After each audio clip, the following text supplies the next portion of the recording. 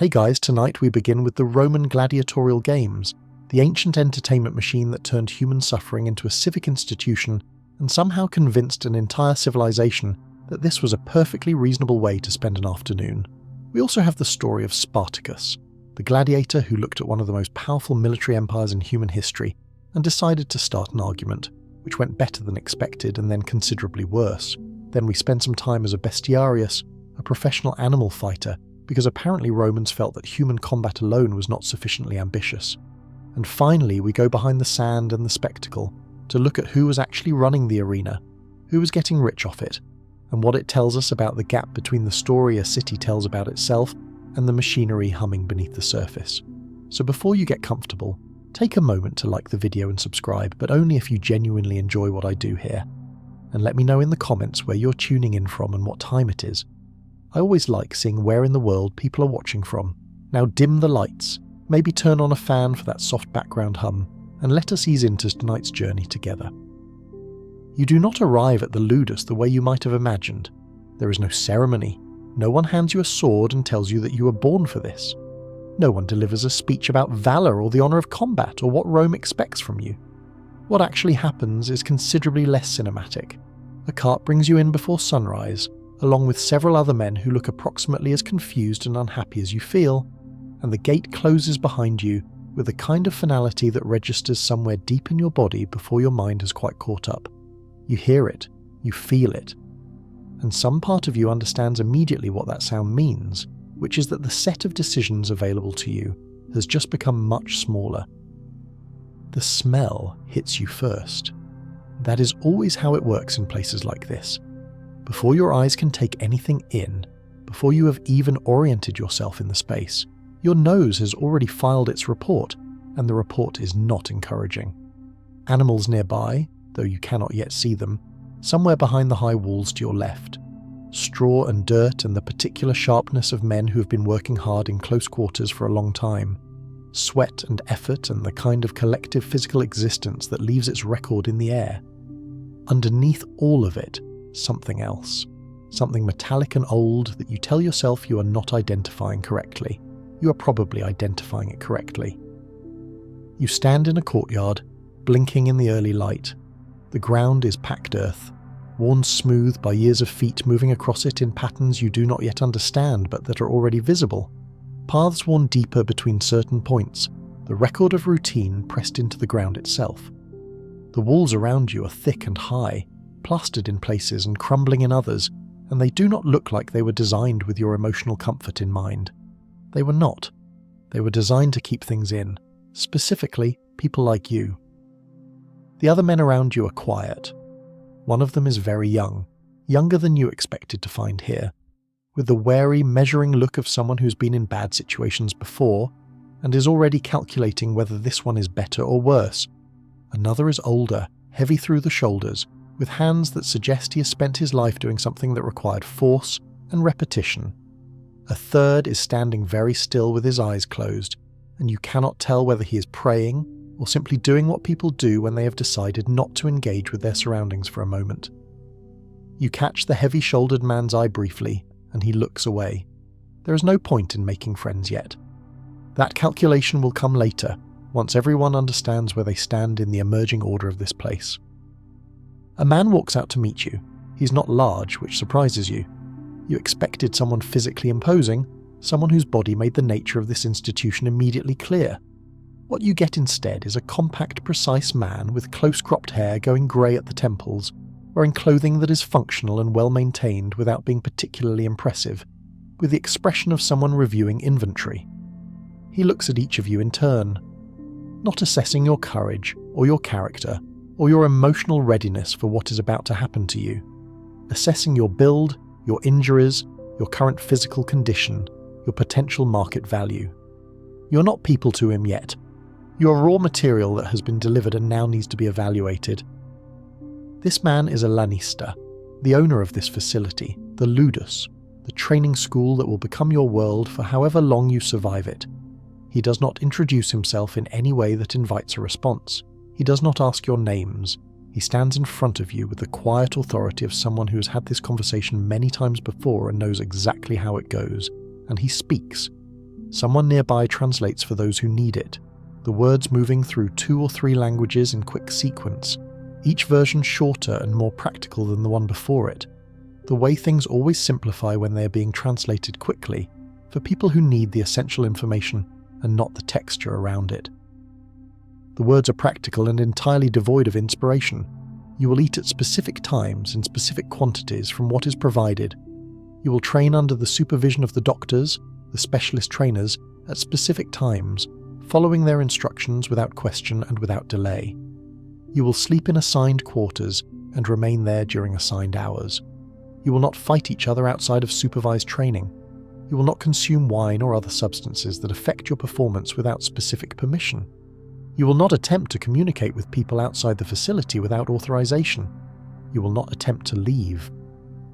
The last point is delivered without particular emphasis, which is somehow more unsettling than if it had been delivered as a threat. It is delivered the way you would note a fact about weather, a structural feature of the situation that simply exists and requires acknowledgement. You will not attempt to leave. The walls are there. The guards are there. These things are part of the landscape now. You are shown to your quarters. The word quarters is doing considerable work here. What you find is a small cell, stone walls, a sleeping mat that has seen better decades, a blanket that would describe itself as adequate if it could speak, and a narrow window that lets in a thin blade of light and not much else. There is a hook on the wall for whatever you are allowed to bring. The door does not lock from the inside. These things, taken together, tell you something very clear about the relationship between you and this space, which is that it was not designed for your comfort or your privacy, but for your maintenance, the way you maintain a tool that you need to be in working condition tomorrow. It is clean, which is genuinely something. The Romans were surprisingly particular about cleanliness in places like this, not out of any deep concern for your well-being exactly, but because sick fighters cannot train, and fighters who cannot train represent a period of pure cost with no corresponding output, and the management of this facility does not love pure cost. Your health is managed the way a farmer manages soil. Not loved, but tended carefully, because productivity depends on the condition of the thing being worked. You set down what little you are allowed to bring and look at the walls around you. There are marks on them, scratches, patterns, symbols, what might be writing in languages you do not read. Other men who slept in this space before you, leaving what record they could on the only surface available to them, the only thing in the space that could be made to hold a mark. You do not know what any of it says. You run your fingers across the marks anyway, slowly, and you do not let yourself think too carefully about where those men are now, and whether any of them are somewhere they could tell you what those marks meant. Morning training begins before you have fully absorbed any of this. There is no gradual introduction, no period of adjustment during which you are allowed to orient yourself before the demands begin. You are handed a wooden practice weapon, a rudus in some contexts though, here it is heavier than that, deliberately cumbersome, designed to build strength and technique simultaneously, the extra weight forcing your muscles to develop in ways that the lighter, real weapons will later reward. You are placed in front of a post driven into the ground. The post is called a palus. It is thick, solid, and has been struck many thousands of times before you arrived, which you can tell by the patterns worn into the wood where repeated impacts have compressed and grooved the surface. You are told to hit it. You hit it. A trainer watches without expression, says nothing for a moment, adjusts your grip with firm, impersonal hands that communicate purely functional information about where your fingers should be and why, and walks away. You hit the post again, and again. Your shoulders begin to register their unhappiness almost immediately. You ignore them. There is no productive relationship between what your shoulders want and what is about to happen to them over the next several months. The palus is the foundation of everything that happens here. This is not a metaphor. Roman gladiatorial training is rooted in repetition against the post, in the specific development of the body's ability to strike correctly, to guard correctly, to move in relation to an opponent correctly, beginning with the safest possible approximation of that opponent, a piece of wood that cannot strike back. The Vegetius, a later Roman writer on military affairs, describes training against the palus as the bedrock of all combat instruction, and the gladiatorial schools of the 1st and 2nd centuries before and after the Common Era appear to have operated on this principle with considerable consistency. You hit the post, then you hit it more correctly, then you hit it correctly faster, then you do all of this while someone adjusts your footwork simultaneously, which turns out to be significantly harder than either component alone. The men around you are at various stages of this process. Some are clearly new like you, swinging with more effort than skill, breathing harder than the exertion strictly requires because their bodies have not yet learned to do this efficiently. Others move with a precision that comes from something that has been drilled in past the point of thinking about it, their bodies executing the trained patterns automatically while their minds do something else, monitoring the space around them, reading their imaginary opponents, existing inside the movement rather than outside it trying to perform it. They do not look dramatic. They do not look heroic or fierce, or like the figures on painted pottery and amphitheatre mosaics. They look like craftsmen performing a technical skill with the particular focused attention of someone for whom getting it wrong has very concrete consequences, because that is exactly what they are. A word for what you are in this place? Novitius, a newcomer, a trainee. The word carries no respect and no contempt. It is purely descriptive, the way you might describe a piece of iron that has been delivered to the smith but not yet worked. The implication is clear enough. You are material in process. What you were before you arrived here is not particularly relevant. What you will become is still being determined. The process of determination has just begun, and it is standing in front of a post hitting it with a heavy wooden implement while someone watches your grip. The doctors, the trainers, are themselves former fighters in most cases. Men who survived the arena long enough to develop expertise, who left the active fighting life for reasons of age or injury or careful planning, and who now work on the other side of the relationship, producing the next generation of fighters with the same systematic approach that was once applied to them. They are not warm exactly, but they are not cruel in a gratuitous sense either. Their interest in you is the interest of craftsmen in material, which is attentive and exacting and entirely focused on function. They notice when you're doing something wrong. They correct it with the minimum necessary words and the maximum useful physical demonstration. They do not praise you when you do something correctly. They simply move on to the next correction, which in its own way is information. The system here is organized around specialization in a way that will take you a while to fully understand. Gladiatorial combat was not a single undifferentiated activity. It was a collection of distinct roles with specific equipment, specific techniques, specific trained counters to specific opponents, and specific visual identities that the crowd recognized and responded to as familiar characters in a recurring drama. The Mumio with the large rectangular shield and the fish crest helmet, the Thraex with the curved seeker blade and the small square shield, the Retiarius with the weighted net and the trident and no helmet at all, fighting nearly bareheaded in a style that looked dangerously underprepared and was designed to look that way. The Secutor with the close-fitting helmet that had minimal eye holes, designed specifically to prevent the Retiarius's trident from getting purchase, the counter-type to the Retiarius's type. The two roles designed to be matched against each other in a specific combat logic. The matchups were not random. They were structured, choreographed at the level of type if not at the level of individual outcome. A Mamillo did not fight another Mamillo. A Thraex was matched against a Mamillo or a Hoplomarchus. A Retiarius was matched against a Secutor. The crowd understood these matchups, had opinions about them, had favourites within them, and the editors who organise games planned their programs with this crowd knowledge in mind.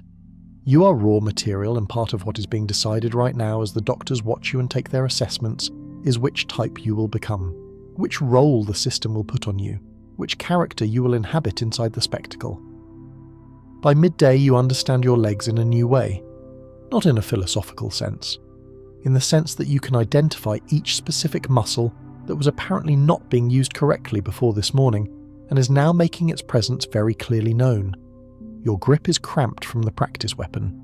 Your wrists ache with a particular sharp discomfort that suggests they are being asked to stabilize in ways they have not previously been asked to stabilize. The back of your neck is sunburned and stiff, and this, you are coming to understand, is the easy part. This is what they give you when you are new, when they are still assessing what you can take, when they are beginning the long process of finding your limits before they begin to push them. The experienced fighters who passed you on their way to more advanced drills were not walking differently from you because they were showing off. They were walking differently because they have been doing this long enough that their bodies have been reshaped by it. Gladiatorial training produces specific physical adaptations. The left arm developed differently from the right in fighters who used shields, the shield arm becoming disproportionately heavy with bone and muscle laid down over years of blocking. The legs and core restructured around the specific demands of the combat stance and the specific movements of the assigned type. These are adaptations that take months and years, and the process begins now in the morning hitting the post, and the post is not impressed by your prior experience or your current discomfort. Meals are better than you expected. This is the detail that surprises most new arrivals, and it is not an accident and it is not kindness. Archaeological analysis of gladiatorial remains from sites including Ephesus in modern Turkey, where a gladiatorial cemetery was discovered and extensively studied in the early 2000s, reveals a dietary pattern that was calorie-dense and high in carbohydrates. Barley was a staple. Beans and other legumes were significant components. Grain-based foods in general formed the foundation. Animal protein appeared but was not the dominant element. The fighters were apparently called hordeari, barley men, as a slightly derogatory nickname, though the nutrition those barley calories represented was entirely real and entirely functional. You were not being fed well because anyone cared about the quality of your experience. You were being fed well because an underfed fighter performs poorly, heals slowly, and represents a financial loss when they die ahead of schedule. The body fat that the high carbohydrate diet produced was also, according to some analyses, a feature rather than a problem. A layer of subcutaneous fat over the muscles provided some protection against the superficial cuts that were a common feature of gladiatorial combat, protecting muscle and nerve from glancing blows that would be disfiguring without being disabling. The body was being built to endure specific kinds of damage in specific kinds of situations. The food was part of the engineering. You eat in a common area with the other men, seated on benches at long tables, in a space that is functional and not unpleasant, and that smells permanently of the food cooked there and the bodies of the men who eat there repeatedly. The silence during the first days is not unfriendly exactly, but it is careful. The silence of people who have not yet sorted out the social landscape of a new environment and are processing information before committing to positions within it. You watch, you listen, you try to understand who has been here how long, who the doctors defer to and who they correct most sharply, who sits where without seeming to choose it consciously, which is always how hierarchy expresses itself when it is fully established. Everyone arrived here by a different road. Some are slaves, brought here because their owners sold them, or because the system had run out of other things to do with them, men whose previous lives were entirely outside their own control, and who have simply moved from one controlled situation to another. Some are prisoners of war, men from distant places who lost battles that were not their idea to fight, and found themselves here as a consequence of geography and the expansion of an empire that did not consult them before deciding to expand.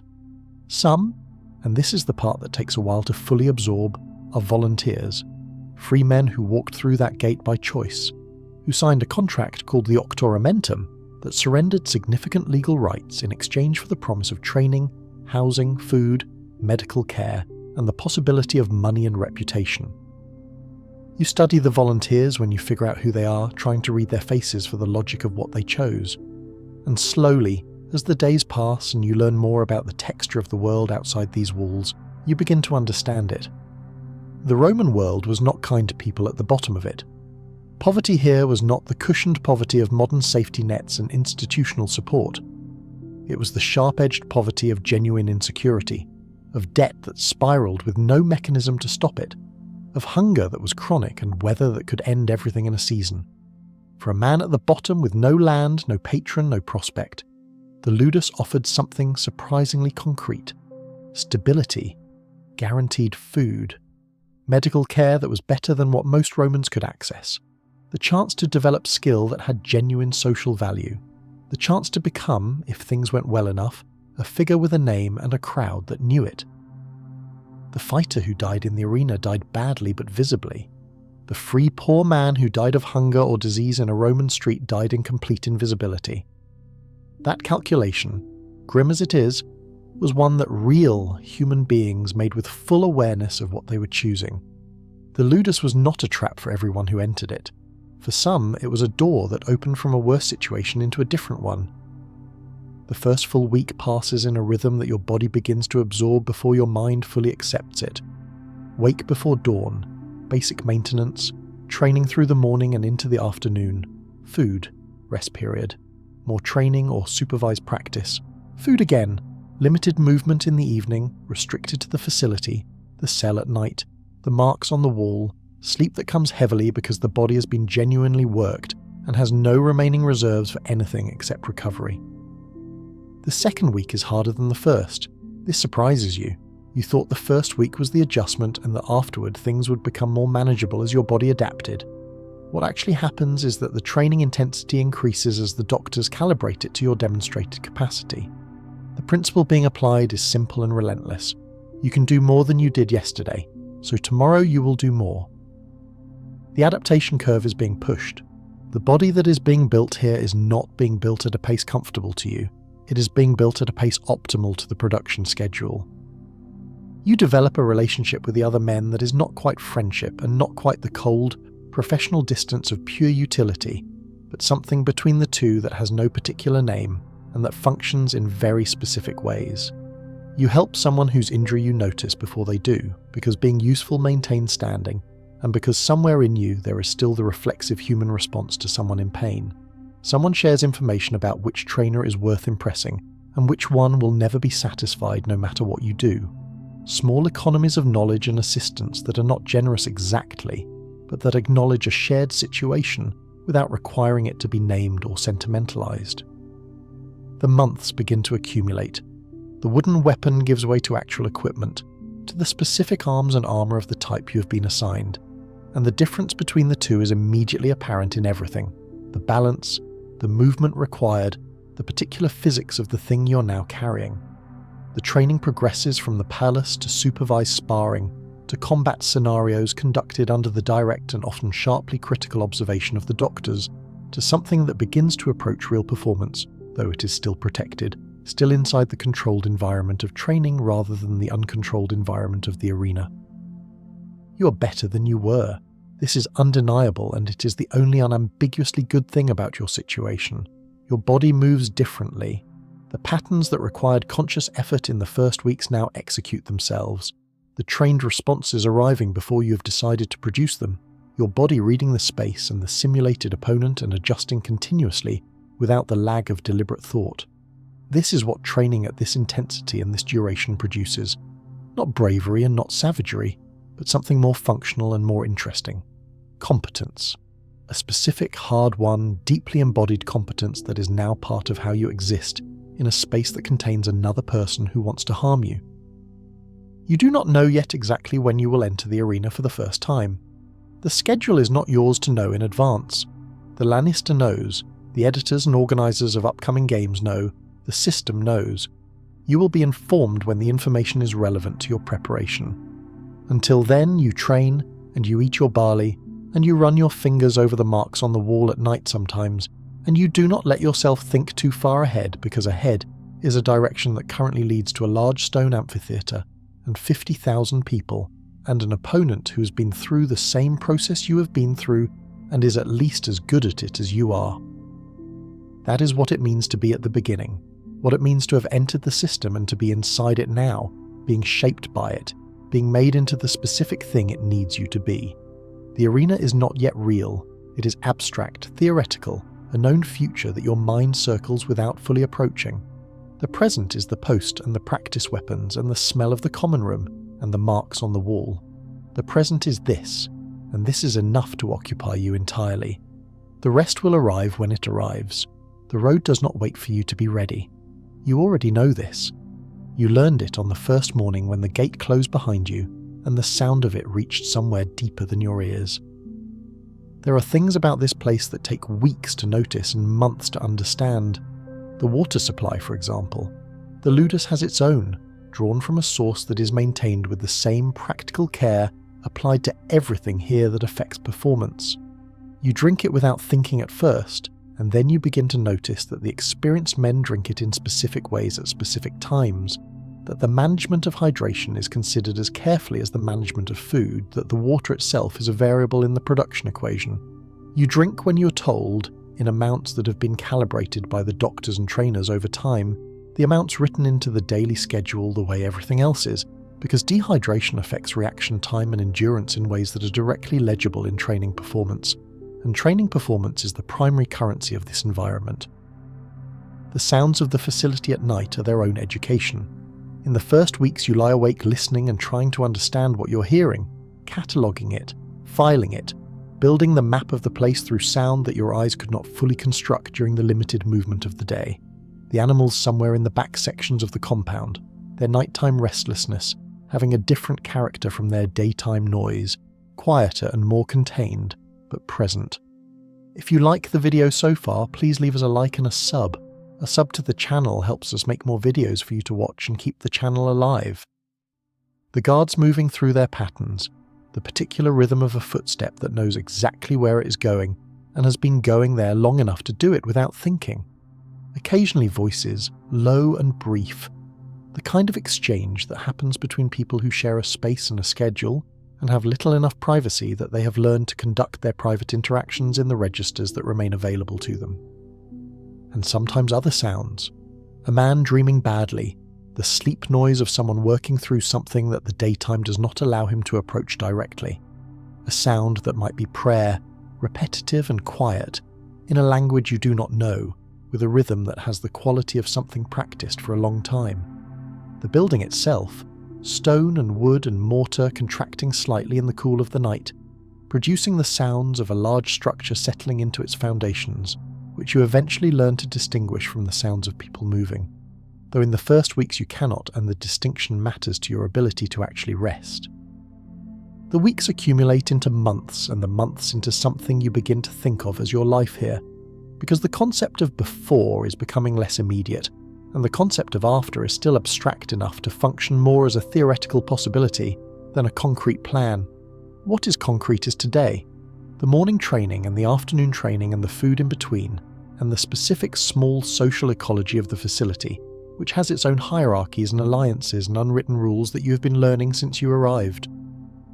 Among the experienced fighters, there are those who have been here long enough to have fought in the arena multiple times.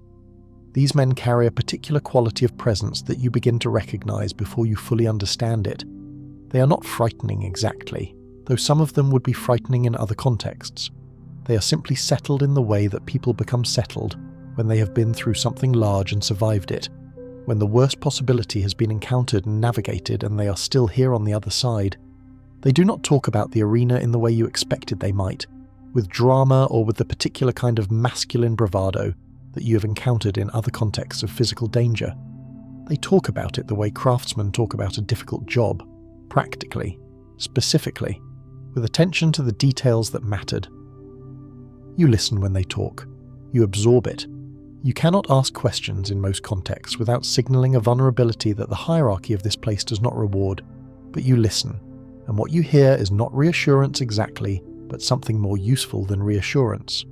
Specificity, concrete information about how particular things actually worked, what the crowd was like, what the noise was like, what happened in the body when the gate opened and the light came in, and the reality of the situation became immediate in a way that training had approximated but not quite replicated. This information is worth more than any general encouragement could be. You develop your own body during this time in ways that become visible before you're quite aware of them. Your hands are different. Your posture is different. The specific movement of your shoulders and hips when you walk has been restructured by months of training in a particular stance with particular equipment, and you carry this now even when you are not in training, your body remembering the position it is being built toward. You catch your reflection in a water basin one afternoon and do not quite recognize yourself, which is both surprising and somehow appropriate. You're not the person who arrived here. That person is being replaced, or rather built over, the new structure rising around the old one, the old habits and the old posture and the old reflexes gradually becoming harder to access as the new ones take precedence. The doctors have begun to treat you differently, not warmly exactly, but differently. The corrections are less frequent because the obvious errors have been corrected, and what remain are the refinements, the higher order adjustments that are only available to someone who has already achieved competence in the basics. When a doctorus takes the time to show you a subtlety, rather than correct a fundamental error, it means something. It means you have moved from raw material to material in process to something closer to a finished object. or at least to something that can see the finished state from where it currently is. Your type has been confirmed. The assessment that began on the first day has concluded in a specific determination about which role you will fill in the system, which armour, which weapons, which movement style, which match-up logic. The equipment that has been assembled for you is not borrowed or temporary. It is yours in the functional sense, the specific weight and balance and configuration adjusted to your body, the shield fitted to your arm, the helmet fitted to your skull. Putting it on for the first time in full configuration is a strange experience. You recognise yourself in it, and you do not recognise yourself in it simultaneously. You're wearing an identity that was determined before you fully understood the determining. The other men in your type have become something close to colleagues. Not friends exactly, because the particular dynamic of people who might eventually be matched against each other as opponents creates a specific quality of relationship that is collegial without being fully intimate.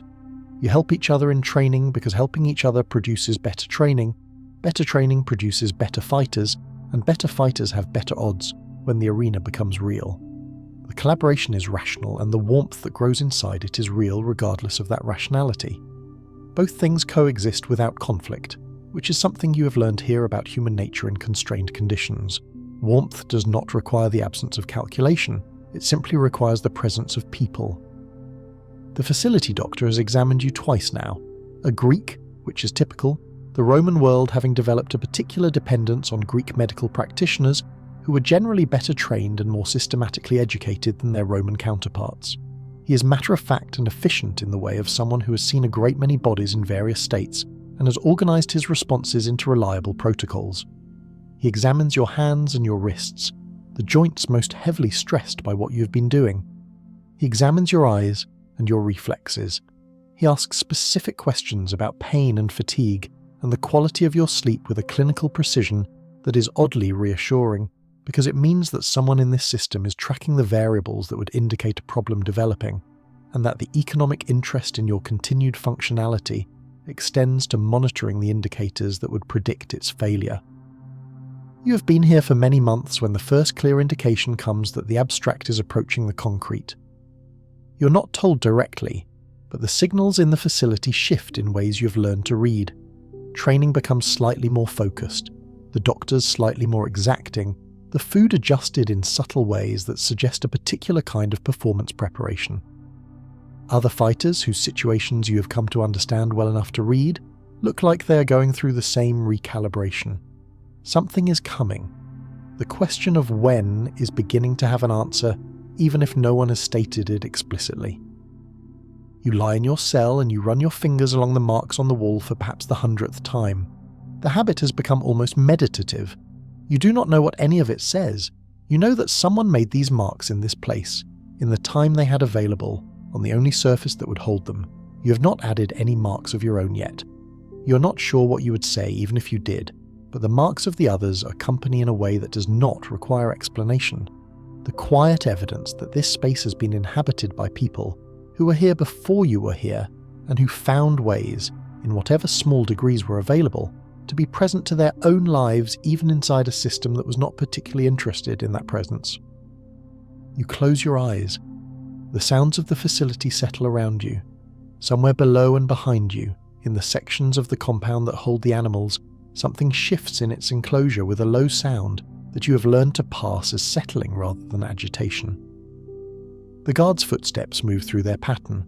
Somewhere in the dark, someone is breathing with a particular depth and regularity of genuine sleep, and the sound of it is oddly peaceful, the body doing what it does when the day is finally done and there is nothing left to negotiate about. You are not ready. You also are more ready than you have ever been for anything. Both things are true. The arena is still abstract, still theoretical, still something you circle rather than approach directly in your thinking. But the circle is tighter now than it was. The preparation has been done in the most thorough way that the system knows how to do it. The rest, whatever that means, will be revealed when the gate opens and the light comes in and the thing becomes real. For now, there is only the cell and the dark and the marks on the wall and the sounds of the building at night. You breathe. Tomorrow will begin when it begins. You're inside a system that will move when it is ready to move, and you will move with it, because that is the truth about where you are and who you are in this place, not the main character, not the hero of the story. A person inside a machine, having been made into something by the machine, waiting for the machine to use what it has made. The wait is almost over. That was the experience of beginning.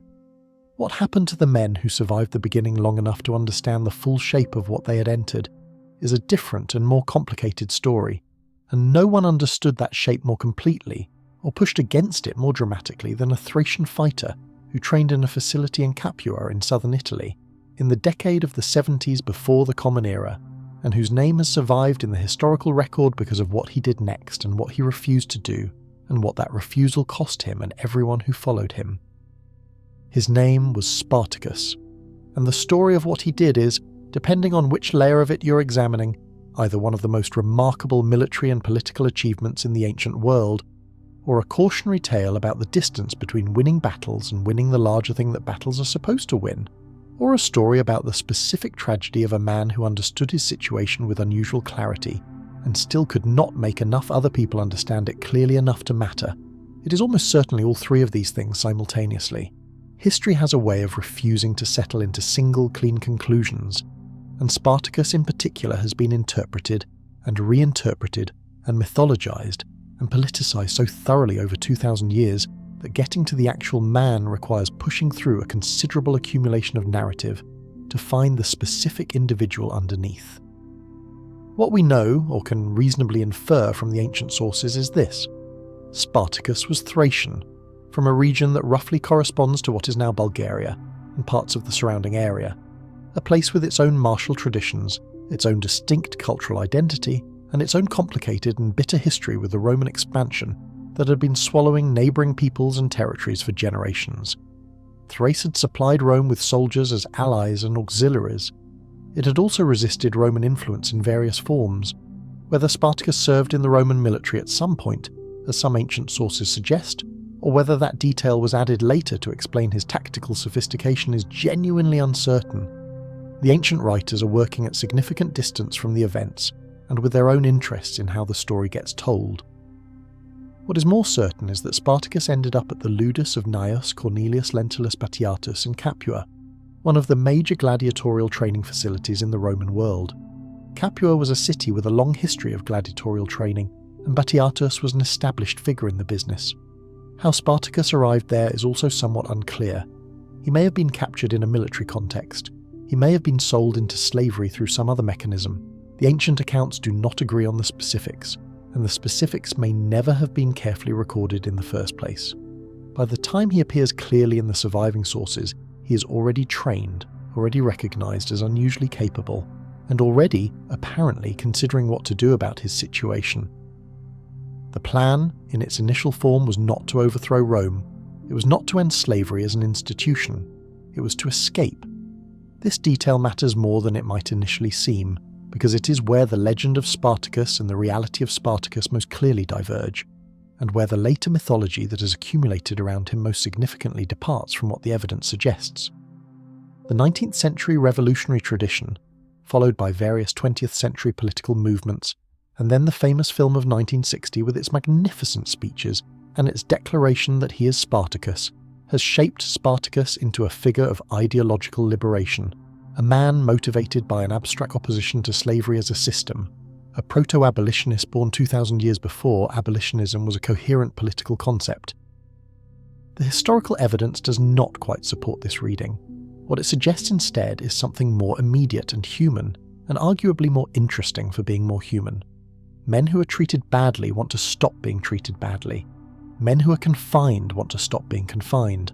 Men who have been taken from their previous lives by force want the thing that was taken back. These desires do not require a political philosophy. They require only a body and a situation, and the particular quality of attention and decisiveness that emerges when people have calculated their options and decided that the worst risk is not the risk of action, but the risk of continued passivity. In the year 73 before the Common Era, a group of approximately 70 to 80 gladiators broke out of the Capua facility. The breakout itself was improvised, and violent in the specific way that improvisations under desperate conditions tend to be. The men seized kitchen implements when their actual weapons were unavailable, which is the kind of detail that tells you something very concrete about the state of desperation required to start a rebellion. Meat cleavers and cooking spits and whatever came to hand. They fought their way through the guards and out of the facility and fled into the countryside, making their way eventually to the slopes of Mount Vesuvius, which at that time was not the catastrophic geological monument it would become in 79 of the Common Era. It was simply a mountain with a large volcanic crater, steep wooded sides, defensible terrain, and the particular advantage of being a place that no one particularly wanted to go to in pursuit. Rome's initial response was not the full military mobilization that the situation would eventually require.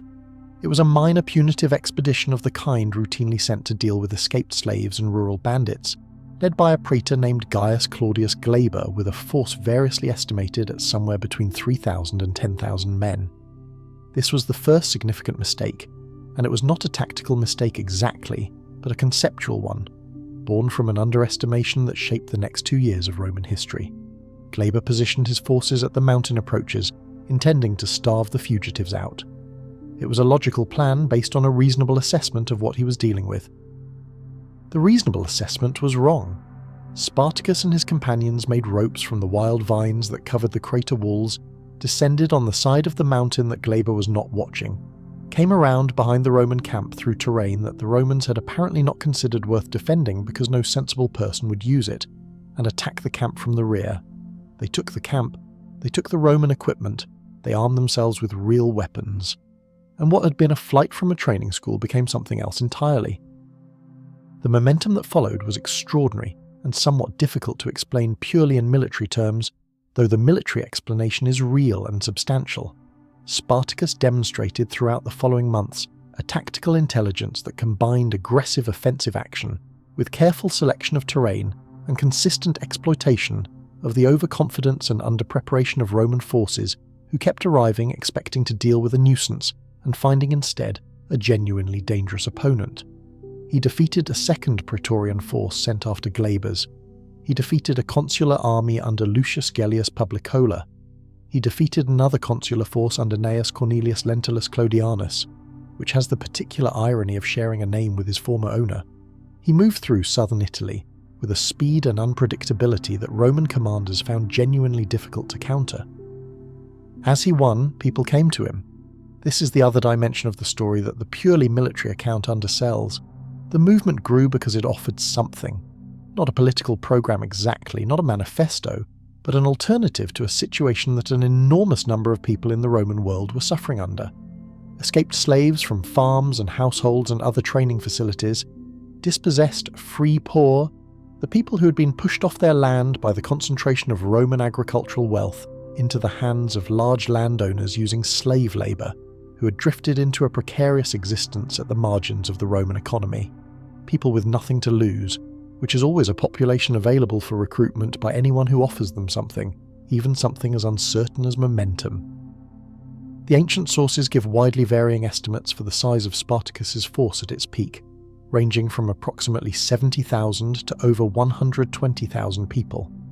Modern historians debate these numbers extensively, and most treat the higher figures as likely exaggerations. But even the lower estimates, if they are at all accurate, represent a force of remarkable size for a movement that had begun with approximately 70 people and a set of kitchen knives, and the composition of that force, drawn from dozens of cultures and languages and backgrounds and previous lives, created the central challenge that would ultimately shape the outcome of everything. This is where the story becomes most instructive about the difference between military success and political coherence.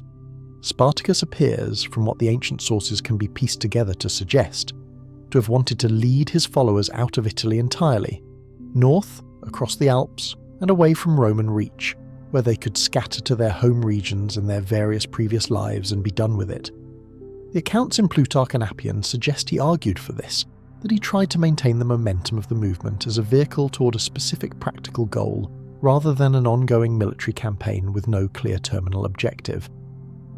He was apparently overruled, or outvoted, or simply unable to make the logic of his position compelling enough to a force held together by shared grievance and recent victories rather than by shared purpose and shared destination. The men who had been winning wanted to keep winning. The men who came from Italian backgrounds had no home region north of the Alps to return to. The men who had accumulated plunder wanted to continue accumulating. The desire to march north, to exit the Roman world and be done with it, competed with the desire to remain in the Roman world and continue extracting revenge and wealth from it, and the second desire was numerically larger and logistically louder. There was also the figure of Crixus, a Gallic warrior and fellow leader in the rebellion, whose relationship with Spartacus the sources depict as increasingly divergent. Crixus led a substantial portion of the force, possibly as many as 30,000 people, in a separate operation in the south of Italy, away from Spartacus's main body. This division was militarily costly. A Roman force under the consul Lucius Gellius caught Crixus's separated group and destroyed it at Mount Garganus in 62 before the Common Era. Crixus was killed. Spartacus reportedly held funeral games in his honour, which is one of the more remarkable historical echoes in this entire story. A former gladiator organising gladiatorial combat to honour his fallen colleague, the institution that had enslaved him being repurposed as a tribute, with Roman prisoners reportedly compelled to fight in it. The death of Crixus and the destruction of his force was a serious blow, but Spartacus continued. He moved north. He crossed the Alps at some point, which was the stated goal, and then turned back south, which is one of the most debated decisions in the entire narrative. Why, having reached the northern escape, did he return? The ancient sources offer several explanations. His followers refused to continue north and go their separate ways, preferring to remain together and return to Italy. He may have calculated that the military momentum could be converted into something more permanent if applied differently. He may have had objectives that the sources do not fully record. The decision remains somewhat mysterious, and its consequences were eventually catastrophic. By 71 before the Common Era, the Roman political response had shifted dramatically. The failures of the Praetorian and consular forces had produced embarrassment and alarm at the highest levels of Roman governance. Marcus Licinius Crassus, one of the wealthiest and most politically ambitious men in Rome, took command of the Roman military effort, accepted responsibility for ending the rebellion, and brought to the task the combination of resources, personal authority, and strategic patience that the situation required. He reportedly executed survivors of earlier Roman defeats for their failures in a deliberate act of restored discipline, applying the archaic practice of decimation, the killing of 1 in every 10 soldiers by lot, to units that had fled in disorder. The message was unmistakable. Running from Spartacus was now more dangerous than fighting him. Crassus also built a wall, not metaphorically, an actual fortification wall extending across the toe of the Italian peninsula from sea to sea, intended to pin Spartacus's forces in the south and prevent them from operating freely in the rest of Italy. It was an engineering solution to a military problem, and it worked long enough to be significant. Spartacus broke through the wall on one occasion, crossing it at night in winter conditions that the Romans had not adequately planned against, but the capacity for sustained mobility that had been the rebellion's greatest advantage was being constrained. What followed was a period of manoeuvring and pressure, as Crassus applied methodical force while waiting for the political situation to produce additional support. Pompey was returning from campaigns in Spain. Lucullus was coming from the east. The encirclement was tightening, not through any single decisive action, but through the slow accumulation of military weight and the diminishing of options. Spartacus's force, large and strong as it was an army without a state, without supply lines it could rely on, without the logistical infrastructure that sustained Roman campaigns indefinitely. It could win battles. It could not replenish losses at the rate Rome could replenish them. There were apparently negotiations at some point. Spartacus reportedly attempted to open communication with Crassus about terms. Crassus refused. He had nothing to gain from terms and everything to gain from total victory, which would be considerably more politically valuable than a negotiated settlement that left the rebellion's participants alive and mobile, and potentially available for future disruption. The refusal was strategic, not emotional, and in its way entirely rational from Crassus's position. The final battle came somewhere in the south, the exact location disputed among the ancient sources, in the spring of 71. Spartacus before the battle apparently killed his horse. The ancient accounts describe this as a deliberate gesture, a statement of intention. A man who has no horse has no means of flight. A man who has no means of flight has made a decision about how the day is going to end, regardless of outcome. Whether this is accurate historical record or retrospective dramatic interpretation imposed on the event, it is the kind of detail that fits the shape of the man as the sources describe him, someone who understood his situation with unusual clarity and was willing to meet its consequences without flinching from them. He died in the battle. The ancient sources are explicit about this, that he fell fighting, that he was found among the dead surrounded by the bodies of Roman soldiers, that he did not surrender and was not captured alive. His body was never identified with certainty, which meant that the demonstration Rome made afterward, the crucifixion of approximately 6,000 of his captured followers along the road from Capua to Rome. If you like the video so far, please leave us a like and a sub. A sub to the channel helps us make more videos for you to watch and keep the channel alive. A line of crosses stretching for roughly 200 kilometers, that demonstration was not made of him. He died in battle like a soldier, not along a road like a warning. Crassus had the crosses erected and left the bodies there for years, as a reminder of what happened to those who challenged the Roman order with sufficient seriousness to require a serious response. What Spartacus built did not change the institution of slavery in the Roman world.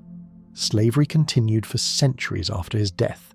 His movement did not produce legislation, did not produce formal rights, did not alter the legal structure of the empire in ways that subsequent generations could point to. The historical assessment of what he accomplished is complicated and contested among scholars, and some argue that the most lasting impact of the Third Servile War was to make the Roman ruling class more attentive to the military capacity of the slave population, leading to various administrative adjustments in how large groups of enslaved workers were managed and supervised. A reform born not from moral consideration but from fear of repetition. But there is another way to measure what happened.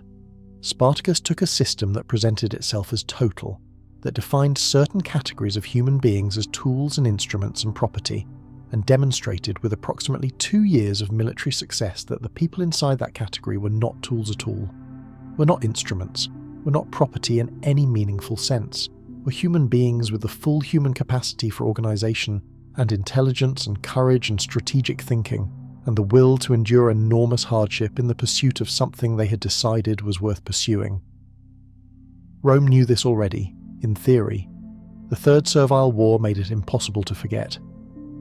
He was a man who trained in a courtyard much like the one we began in tonight, who hit the palus and ate the barley and slept in a cell and ran his fingers across the marks on the wall of it, who learned the specific craft of combat with the same systematic exposure to exhaustion and correction that you experienced at the beginning of this journey, and then he looked at the gate and made a calculation that most people in his situation did not make, and then he acted on it with a decisiveness and a consistency that Rome had not anticipated, and the story of what followed has been remembered for 2,000 years as something that still, in some way that different eras have interpreted differently, means something. What it means is genuinely not settled. It may never be, but it is not nothing, and the fact that it is not nothing, that the name and the story have survived and are still being discussed and argued about in the present, is itself a kind of answer to the crucifixion along the Appian Way. Crassus put up 200 kilometers of crosses to make sure everyone knew what happened to people who did this. 2,000 years later, we remember the man who made the crosses necessary, and we do not remember the name of the man who ordered them. There is a layer of the Spartacus story that the military narrative tends to elide, and it is the layer that tells us most about what the revolt actually was in the experience of the people who participated in it. The ancient sources are almost entirely written from the Roman perspective, by men who were educated Roman citizens writing for educated Roman audiences, and their accounts of the rebellion reflect the interests and the anxieties of that perspective. Spartacus appears in these accounts as a military problem to be solved, a threat that required a response, and the moral question of what the people he led were fighting for tends to be treated as secondary to the tactical question of how Rome eventually stopped them. What we can reconstruct from the edges of the record suggests a movement considerably more complex than a simple military uprising. The force that accumulated around Spartacus after the breakout drew from multiple layers of Roman society's most dispossessed and most desperate. Enslaved agricultural workers from the great estates of southern Italy, the latifundia where vast holdings of land were worked by large concentrations of enslaved labour under conditions that made the relative privilege of the gladiatorial school visible in comparison. people for whom the ludus represented a kind of middle position in a hierarchy of suffering, above the lowest tier of agricultural slavery, but below the freedom that should have been inalienable. These people came to Spartacus because he was winning, and because winning was the only mechanism available to them for changing their situation, and they kept coming because the wins kept happening. The populations of the latifundia were, in many cases, large enough to constitute something like a military force waiting for direction. A single large estate might hold hundreds or thousands of enslaved workers, mostly men, concentrated in rural areas with minimal access to the urban mechanisms of Roman social control, supervised by relatively small numbers of overseers. The slave rebellions that preceded the Third Servile War, the First and Second Servile Wars in Sicily in the 2nd century before the Common Era, had demonstrated both the explosive potential of these concentrated populations and the difficulty of containing once they organised and armed. Rome was not unaware of the risk. The administrative response was various attempts at dispersal and supervision, none of which proved sufficiently effective when the conditions for revolt arrived. The military organisation that Spartacus imposed on this heterogeneous force is what the ancient sources find most remarkable and most unsettling. The ability to organise a diverse, multilingual, varied in background force into something capable of coordinated military action against professional Roman armies required qualities that the Roman writers clearly found surprising in someone they had categorised as a slave. Plutarch's description of Spartacus in his Life of Crassus has an admiring quality that coexists uneasily with the political context in which it appears, noting his intelligence and his cultural sophistication alongside his physical and military abilities, as if trying to make sense of how someone in his position could be what he demonstrably was. The internal politics of the rebel force are one of the more fascinating and frustrating aspects of the historical record, because we see them primarily through their consequences rather than their process. The decisions about where to go and what to do were clearly not made by Spartacus alone, and the divergences between his apparent preferences and the force's actual direction suggest a decision-making process that was considerably more democratic, or at least more fractious, than a modern military command structure. The separation of Crixus and his followers is the clearest example, but the accounts suggest there were other fault lines, other moments where the coalition that had formed around shared grievance and shared victories began to reveal the limits of that shared foundation. The question of what Spartacus actually wanted, as distinct from what his followers wanted or what he could achieve, haunts the whole narrative. The ancient sources give him desires that are coherent and strategically sensible. The desire to lead the force north and out of Roman territory, to dissolve the coalition into its component parts, and let each group return to wherever their previous lives were located. This is a plan that trades the excitement and the danger of continued military engagement for a less dramatic but considerably more achievable outcome. It requires his followers to accept that the victories they have won cannot be consolidated into a permanent change in their situation within the Roman world, that the best they can realistically achieve is exit rather than transformation. It is, in other words, a plan that requires accepting that some things cannot be changed from the inside. That the followers largely rejected this plan, or at least did not follow it when given the opportunity, is one of the more poignant aspects of the story. The force crossed the Alps. Spartacus reached the northern exit that the plan required, and then came back south. Whether he was compelled to by his followers' unwillingness to disperse, whether he made a calculation that subsequent events proved wrong, whether he had some objective that the sources do not record clearly, we cannot finally know. What we know is that he came back, and that what came after was the gradual encirclement, the tightening of Crassus's wall across the peninsula, the loss of mobility that had been the movement's greatest asset, and finally the last battle. There is a detail in Plutarch's account that is easy to read past, but that says something important about how Spartacus understood himself.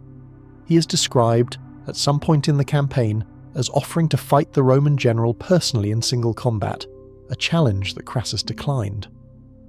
This offer sits strangely against the backdrop of a major military campaign. It is the kind of gesture that belongs to an older world, to the heroic tradition of individual champions stepping forward from their armies, to settle a question through personal combat, a tradition that had largely been absorbed into the Roman system as ceremony and spectacle rather than actual military resolution. What does it mean that Spartacus made this offer? Perhaps nothing. Perhaps a great deal. Perhaps a man who had been trained as a gladiator, who had spent years inside the institution where human combat was the central mechanism, was working from a framework in which personal excellence and personal challenge had a weight that the bureaucratic military logic of Rome had largely set aside. Perhaps he was gesturing toward a different kind of contest than the one he was engaged in, one in which the question at stake could be resolved between individuals rather than armies, in which the outcome would say something clear about who was right rather than simply who had more logistics. Crassus, being a Roman commander and not a protagonist in a heroic poem, declined. The crosses along the Appian Way were not merely punishment, they were communication. Rome built institutions to communicate its power, and the institution of exemplary punishment for rebellion was as deliberately constructed as any of its more celebrated institutions. 6,000 crosses extending from Capua to Rome was a visual message of such scale that it was impossible to miss and impossible to misread. It said that the resources available to crush this level of challenge were essentially unlimited, that the price of failure at this scale was proportional to the scale of the attempt, and that the road itself, the mechanism of Roman commerce and military movement and administrative connection, would carry the evidence of what happened to people who treated the Roman order as something that could be dismantled by sufficient courage and organisation. The road carried the message successfully. There was no fourth servile war. The conditions that produced the third one, the concentration of enslaved agricultural labour in large estates, the military capacity latent in those concentrations, the potential for organised resistance that could draw on that capacity continued to exist. But the memory of what had happened, of how comprehensively and how visibly Rome had responded, had recalibrated the assessment of what was possible. The wall of crosses performed its function. What persisted in spite of that wall was the name, not because Spartacus won, he did not win. Not because his movement changed the legal or social structure of the empire, it did not. But because the story of someone who looked at a total institution and decided that the institution's definition of him was not the one he was going to accept, and who acted on that decision with remarkable skill and duration, is a story that subsequent generations have found themselves unable to leave alone. The story got bigger as it travelled through time, accumulating the ideological freight that each era needed it to carry. The 19th century made him a revolutionary. The 20th century made him a communist. The 21st century has had its own versions. All of these readings say more about the eras that produced them than about the man himself. But underneath all the accumulated interpretation, the basic story remains. A person inside a machine decided not to be what the machine required him to be, and the decision held for 2 years and defeated several armies and ended at a river in the south of Italy, with a man who had already killed his horse because he had made a different kind of decision about how this was going to end. That story is older than Spartacus, and it will continue after us. It is told in every era about different people in different systems, and it never quite loses its capacity to mean something, because the situation it describes is not a historical one, it is a human one, and it will remain a human one for as long as institutions exist and people exist inside them, and the gap between what the institution requires and what the person can accept creates the specific kind of pressure that eventually, in some cases, produces someone willing to find out what happens when they push back. So take a moment with that, because what comes next is a different kind of story, and it belongs to a different corner of the same world. Not the world of the fighter learning his craft from the bottom, not the world of the man who decided the system was not going to hold him. This is the world of someone who has already been in the arena long enough to know what it actually is, who has developed a specific and unusual expertise that puts him in the space between the crowd and something considerably more dangerous than another trained fighter. Take a breath and step into the morning. You wake up in the dark, not because someone is making you, but because your body has learned to do this on its own. Months in this facility, months of this schedule, have rebuilt your internal clock, or rather replaced it, tuned it to the rhythms of a place that treats night as primarily a maintenance period between useful days. You lie still for a moment before moving, listening to the sounds of the building around you. You do this every morning. It is not anxiety exactly. It is the particular attentiveness that develops in people who have made their professional lives in close proximity to large animals. The habit of reading the ambient sound before committing to full wakefulness, because the ambient sound tells you things. What you hear is familiar in a way that took a while to become familiar, and that you could not have imagined being familiar before you came here. the low, restless movement of animals in their enclosures, the particular quality of that movement in the hours before feeding time. You've been here long enough now to hear the difference between a lion moving because it is bored and a lion moving because it has decided something, and that difference is, professionally speaking, quite important. The bear that has been difficult lately is quiet this morning, which is actually slightly more concerning than if it were doing something audible, because quiet with that particular bear has historically been the precursor to a kind of focused investigation of its enclosure's structural limitations that you would prefer to interrupt before it finds anything interesting. You are a bestiarius, an animal fighter, a specialist in a category of arena performance that exists alongside and distinct from gladiatorial combat, drawing different crowds, requiring different skills, occupying a different place in the layered taxonomy of Roman entertainment. This is not exactly what you imagined when the category was first described to you, because what you imagined and what the job actually is turn out to be related, in the way that most things people imagine about the arena are related to the reality, which is to say genuinely connected but substantially incomplete. The crowd sees drama. They see a human being in a space with something that wants to eat them, navigating that situation with apparent control and grace, surviving things that by all rights should not be survived. What you see is logistics, feeding schedules and behavioural patterns, and the specific science of understanding what an animal will do in a given situation, and then constructing that situation with sufficient precision that the outcome falls within acceptable parameters. The acceptable parameters have considerable room for variation. That is the part that keeps the mornings interesting. The animals in this facility have come from across the known world. The geographic reach of the Roman Empire and the trade networks that operated alongside it, and far beyond its formal edges, produced a supply of exotic fauna for the Roman entertainment industry that is genuinely staggering in its variety. Lions and leopards from North Africa, their coats carrying the particular dusty gold and spotted darkness of places with a different climate and different prey. Bears from the forests of northern Europe and the Balkans, darker and heavier than the animals you might expect from southern sources, with a different centre of gravity and a different temperament that requires a different approach. Rhinoceroses arrived at considerable expense and difficulty, massive in a way that the word massive does not quite convey, until you have stood near one and felt the ground register its weight. Hippopotamuses, briefly and expensively accommodated in water-filled enclosures that presented architectural challenges the original designers had not anticipated. Crocodiles from Egypt, transported in specially constructed containers with water systems that had to be maintained throughout the journey, which was both difficult and financially significant, and which several of the crocodiles appeared entirely unimpressed by when they arrived. You do not love these animals. That is an important professional boundary and you have maintained it with care. But you understand them in the specific way that someone develops understanding of something they work with every day, have observed in every mood and condition, have learned to read with an accuracy that comes only from accumulated exposure to the specific individual and not just the species. Each of the animals in this facility has a personality in the functional sense of that word, predictable patterns of behaviour that diverge from other members of their species in specific ways, characteristic responses to specific situations, particular triggers, and particular calming mechanisms. You know these patterns the way a craftsman knows their materials, not through affection, through attention. The lion in the third enclosure is temperamentally reliable, in a way that makes him the easiest to work with despite his size. He has established his understanding of the daily routine with a consistency that sometimes feels almost cooperative. You have named him something in the language of the region you grew up in, a name that does not translate well, and that you would not tell anyone because naming the animals is the kind of behaviour that is professionally discouraged here, and with good reason.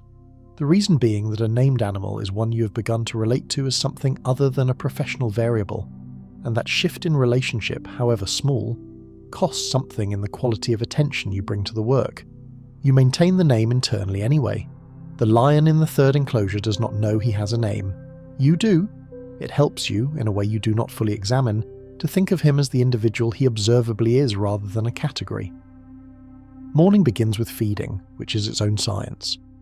The timing of feeding in relation to performance is one of the more consistently important variables in what you do. An animal that has not been fed in too long becomes unpredictable in ways that have a very high ceiling on possible consequences, but an animal fed immediately before it is needed for performance is too satisfied to be reliably motivated, slow and disinterested, and difficult to work with in the ways the program requires. You are, in one significant sense, a keeper. In another, you are something more like a choreographer working with performers who have not read the script and have no particular interest in serving your narrative requirements. The hunger needs to be present but managed, directed, maintained at a specific pitch that produces the useful energy without crossing into the territory of random desperation. The difficult bear is in its enclosure, investigating the wall with a focused persistence that you have been documenting for 2 weeks and reporting to the facility management for repair with an urgency they have not quite matched. You add a note to today's mental ledger. You will position yourself near that section today during any unscheduled moments.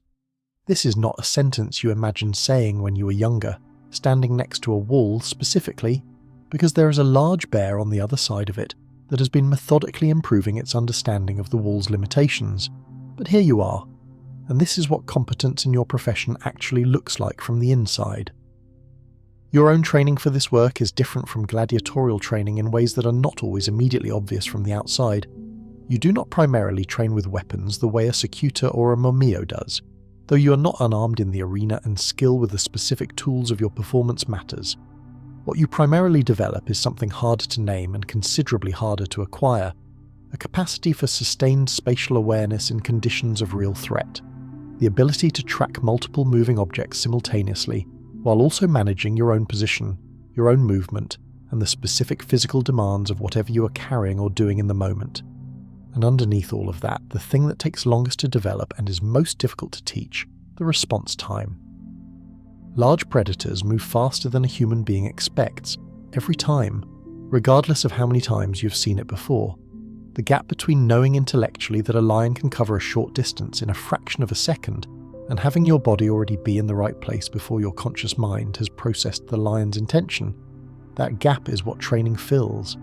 It is filled slowly and imperfectly through exposure, through the gradual accumulation of thousands of small moments in which your body was in a space with an animal and processed and responded to the animal's movements, and through each of those moments the response time shortened, the automatic reading improved, the lag between perception and action compressed towards something that is not quite fast enough to be comfortable, but is fast enough to still be here.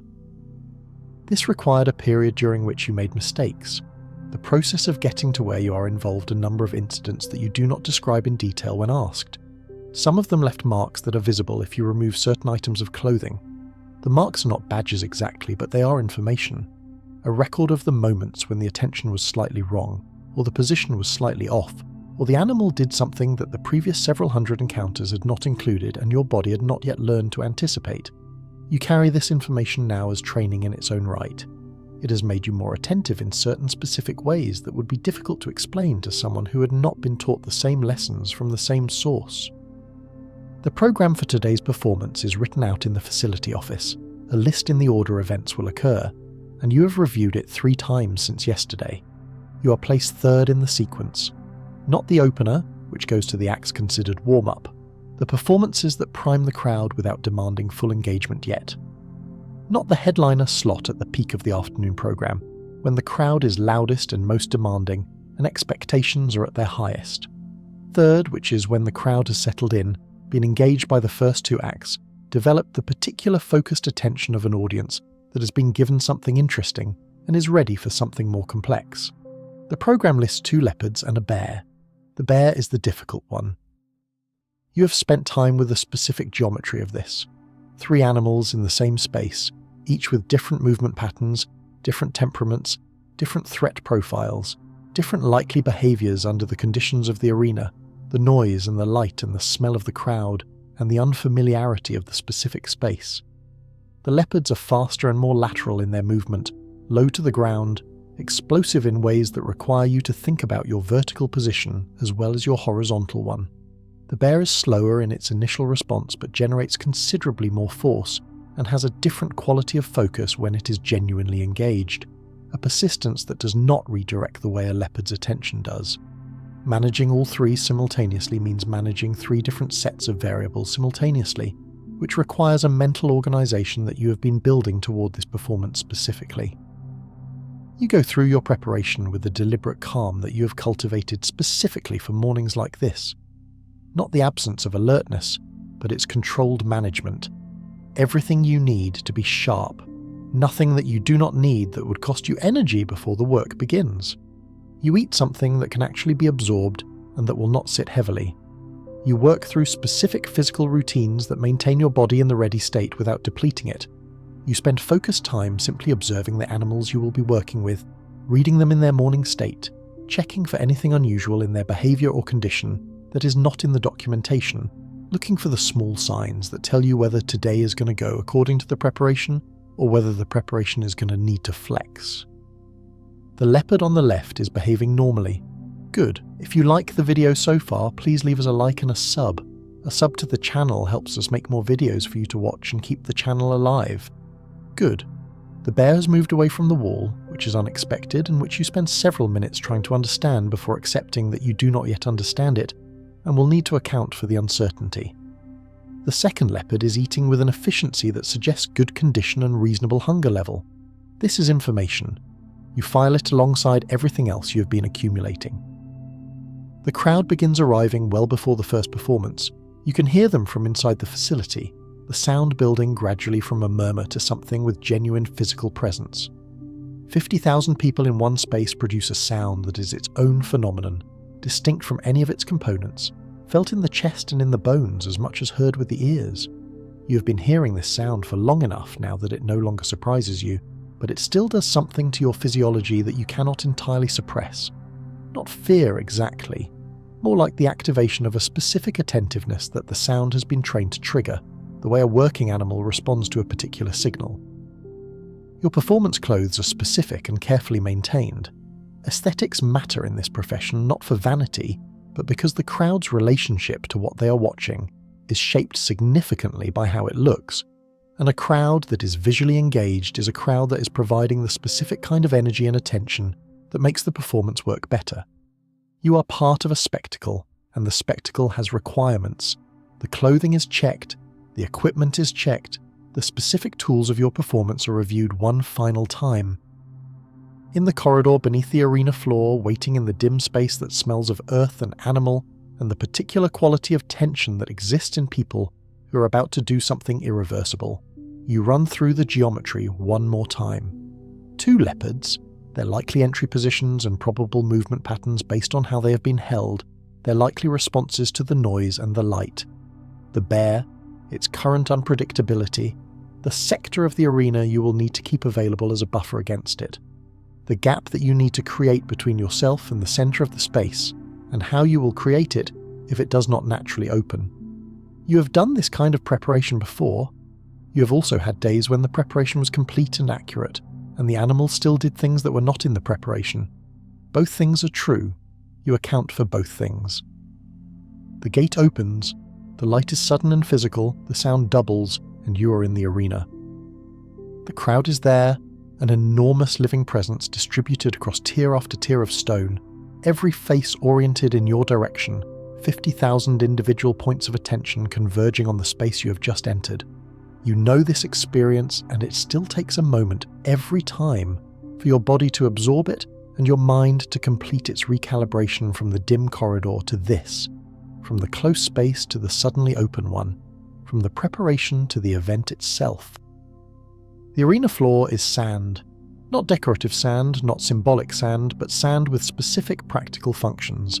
It absorbs fluids, it provides traction, it can be raked between performances to present a clean surface, and it tells you things about what happened before you arrived if you look at it correctly.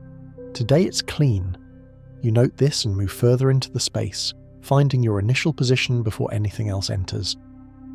The first leopard comes through a gate at the far side of the arena. It enters fast and low, which is how they always enter, and then pauses, reading the space, the sound, the smell of the crowd, everything new and overwhelming at once. In that moment of pausing is your window. You have moved already, placing yourself at a specific angle before the leopard has finished its assessment, so that when it focuses its attention, you are already in a position that does not invite a direct charge. This is the first conversation. It establishes a relationship of position rather than proximity.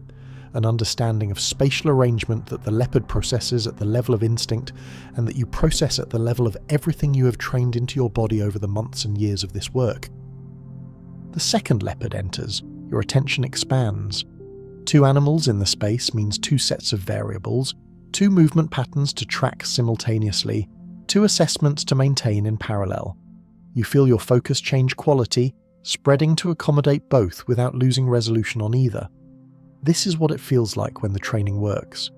A kind of expanded present tense, the capacity to be in multiple places simultaneously in terms of attention, while your body occupies only one of them.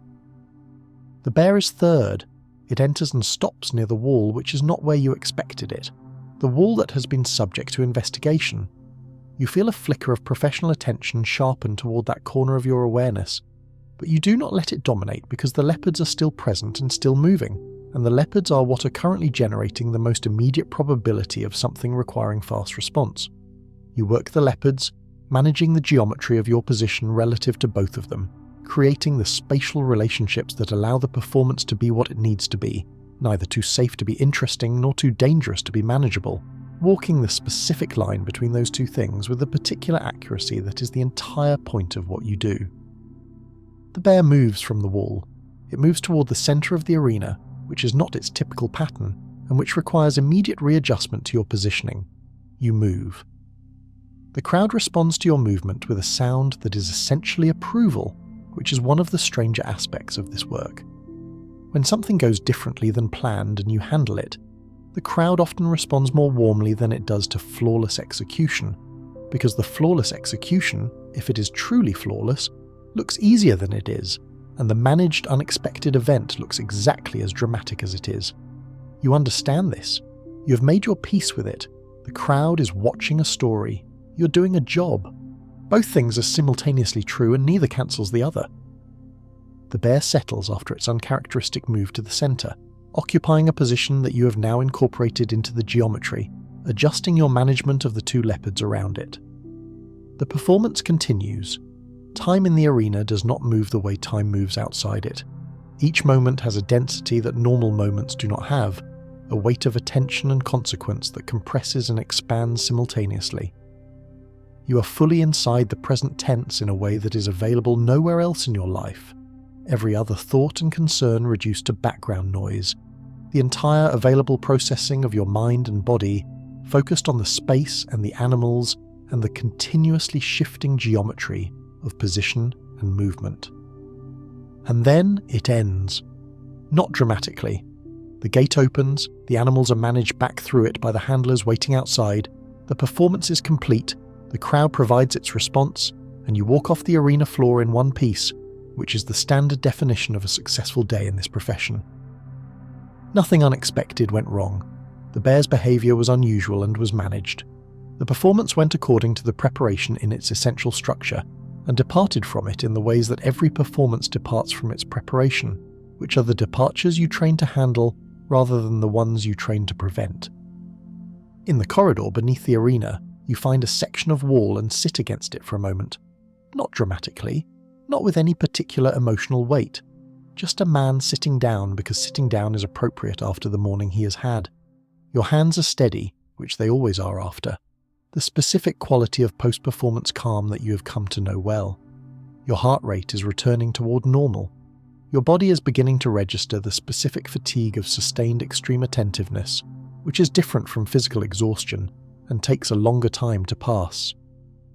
Above you, the games continue. You can hear them, the rhythm of the program moving forward, the crowd responding to each successive act, the whole machine of Roman entertainment proceeding exactly as scheduled. You have done your part. The difficult bear is back in its enclosure. The wall section that needs repair still needs repair, and tomorrow the facility manager will receive another note about it. You close your eyes briefly. The space behind your eyes is quiet in a way it was not this morning. The attentiveness that was running at full capacity has begun to slow, to release, to settle back toward the baseline that is your ordinary state of being. You will eat. You will check on the animals. You will review the performance in the specific way you always review it afterward, cataloguing what went as planned and what required adjustment and what needs to be incorporated into your preparation for the next time, and then, at some point, you will sleep. You have done this work long enough now that you sometimes have difficulty explaining to people who ask what the attraction of it is.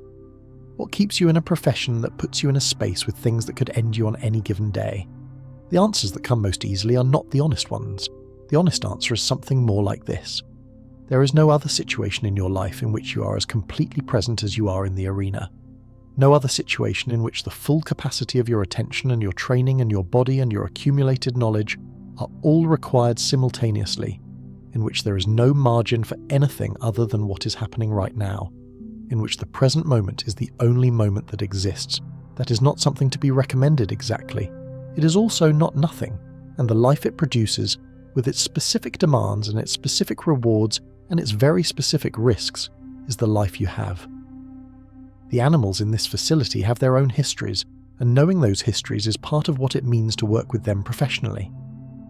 The lion you have privately named arrived from North Africa via a supplier in Carthage who trades in exotic fauna for the Roman entertainment market, which is a significant business with its own networks and intermediaries, and quality standards and client relationships. He was probably captured as a young adult, which means he has memories of a different kind of space and a different kind of a life. Memories that manifest in behavioural patterns you have learned to read as the specific flavour of restlessness that distinguishes an animal that has been somewhere else from one that was born in captivity. The born in captivity animals have a different quality of accommodation to their situation. Not happier exactly, just less visibly aware of the comparison. The distinction matters to your work because an animal with strong memories of open space responds differently to certain conditions than one without. The management of stress before performance is different. The kinds of stimuli that produce the most useful activation are different. None of this is theoretical for you. It has been learned empirically through the specific education of working with specific animals over specific time, and it lives in your body as much as in your mind. The kind of knowledge that is available to you faster than you can articulate it, arriving as response before it arrives as thought.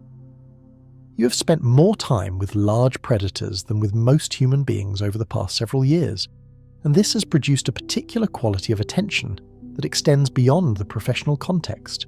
You notice things about movement and intention and spatial arrangement that people without your training do not notice, and these things you notice automatically even in contexts where they are not professionally relevant, the way a carpenter notices joints and grain in wood. Even when they are not working, you cannot quite turn it off. You do not particularly want to.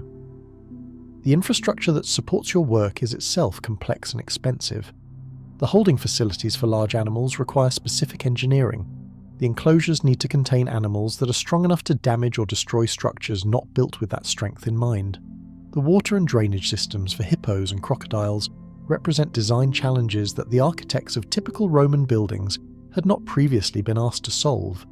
The feeding logistics for a facility holding multiple large carnivores require a reliable supply of substantial quantities of meat on a schedule that cannot be disrupted without consequences for the animal's condition and behaviour. There are handlers who work under you in this hierarchy, men whose knowledge is more specialised than general, each focused on particular species with which they have developed the specific expertise that your own more general expertise coordinates. The man who knows the bears better than anyone in the facility, a former hunter from the northern forests who came south after his region, was pacified and found his specific skills had a market value he had not expected.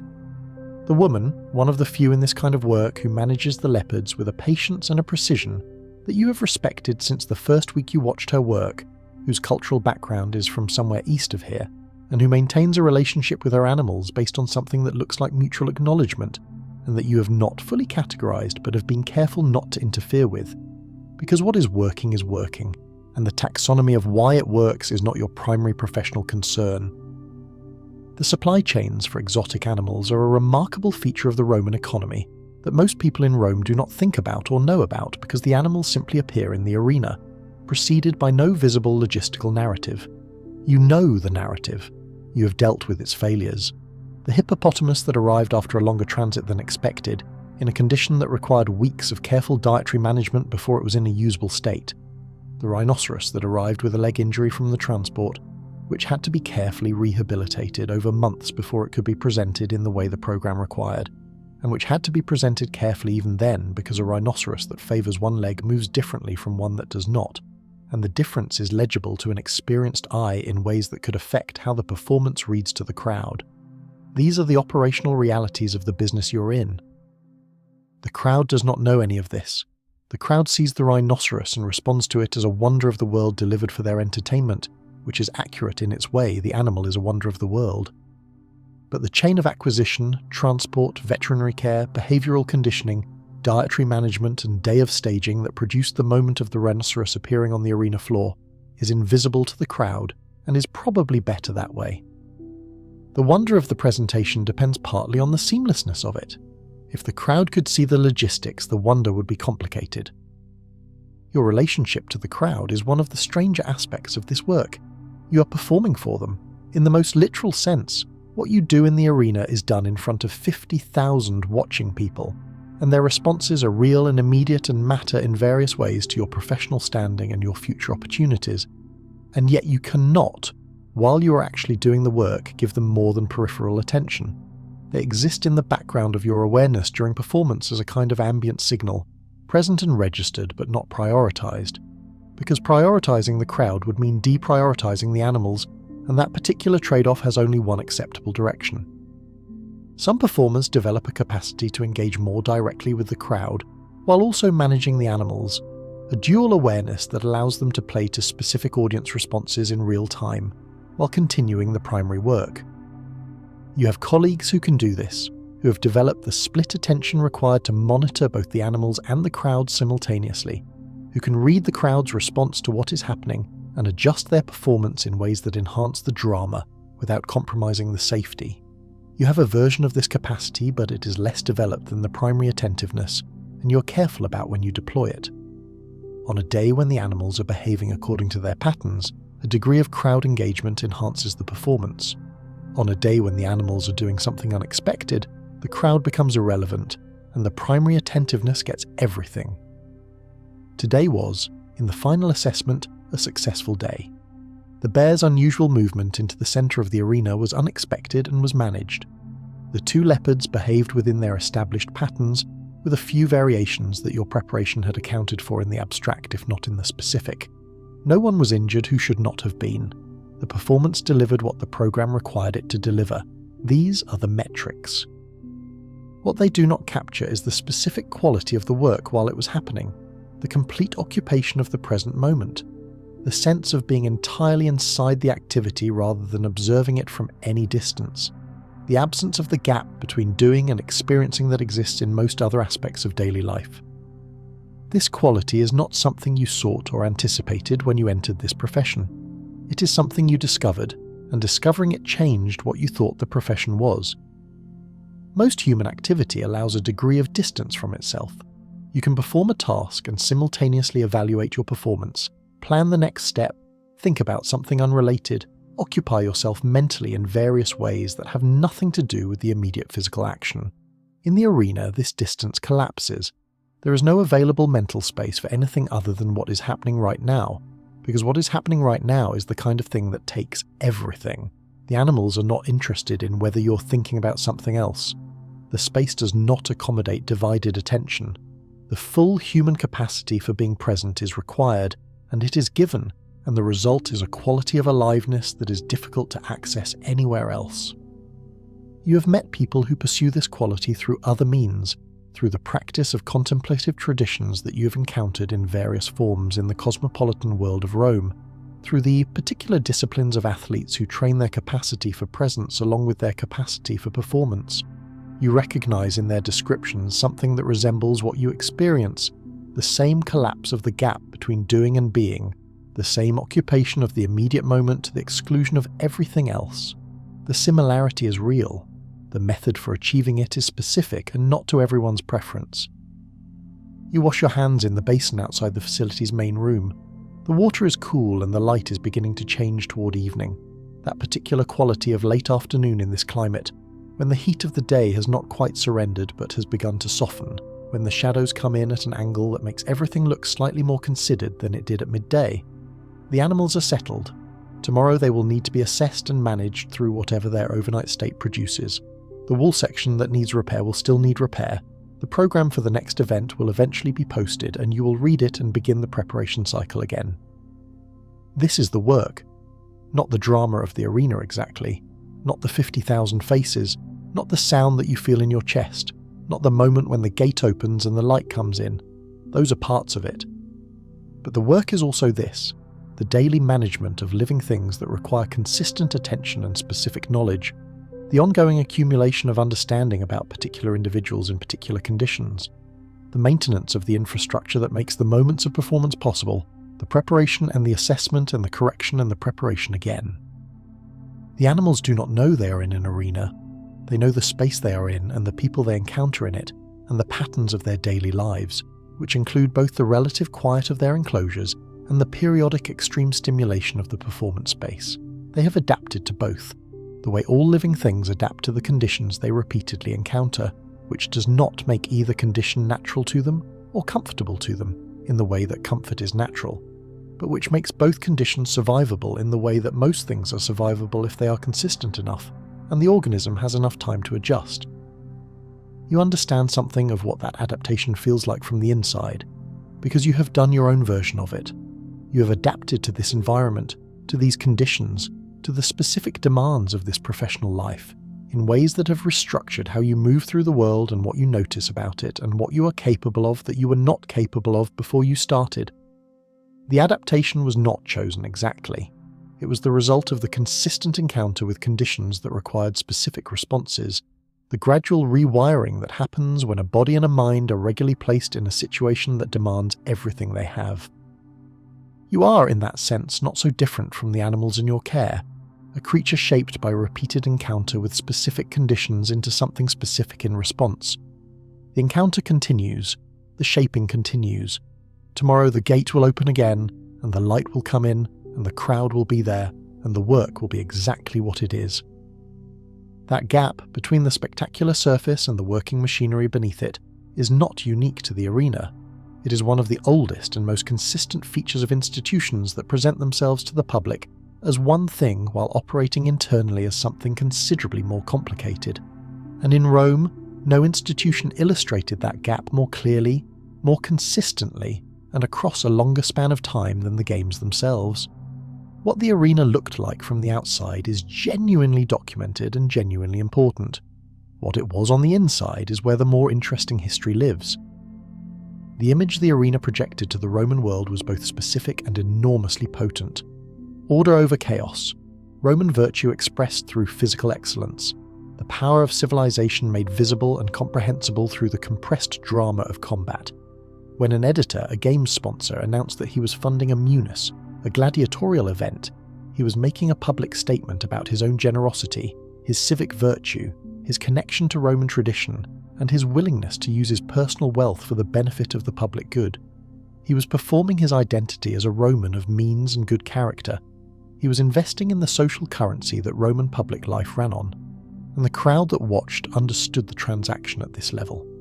The man who paid for the games was purchasing their goodwill and demonstrating his fitness for the public roles he aspired to or already held. The games were the medium through which that demonstration was made. Everyone in the amphitheatre, from the senators in the front rows to the women and poorer citizens in the upper tiers, understood this and participated in it willingly. This civic and moral framing was real and should not be dismissed or treated as pure cynical manipulation. Romans did believe it, or most of them did, or at least operated as if they believed it, which in social terms amounts to very nearly the same thing. The games were genuinely connected to Roman religious life, rooted in funeral traditions where combat honoured the dead and provided them a kind of blood offering that had been part of the culture for centuries before it became the enormous civic institution it eventually grew into.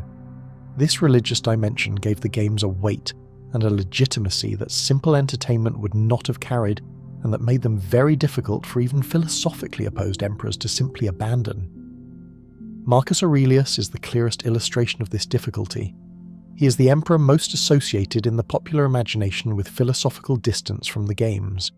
He was a Stoic, a man genuinely committed to philosophical principles about the value of human life and the cultivation of reason. He had, by various accounts, real reservations about the spectacle. he attempted to limit certain aspects of gladiatorial combat during his reign, in some cases reportedly mandating that fighters use blunted weapons for certain events so that they would not be killed.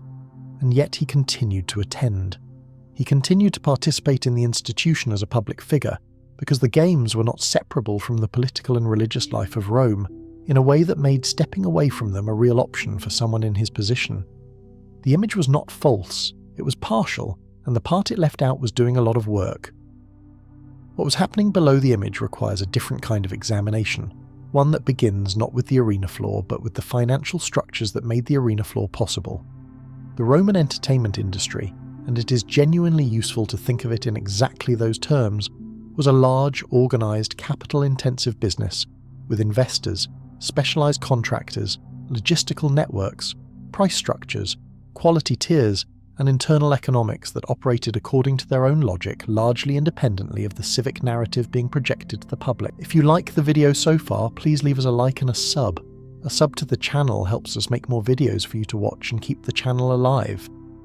Consider the cost structure.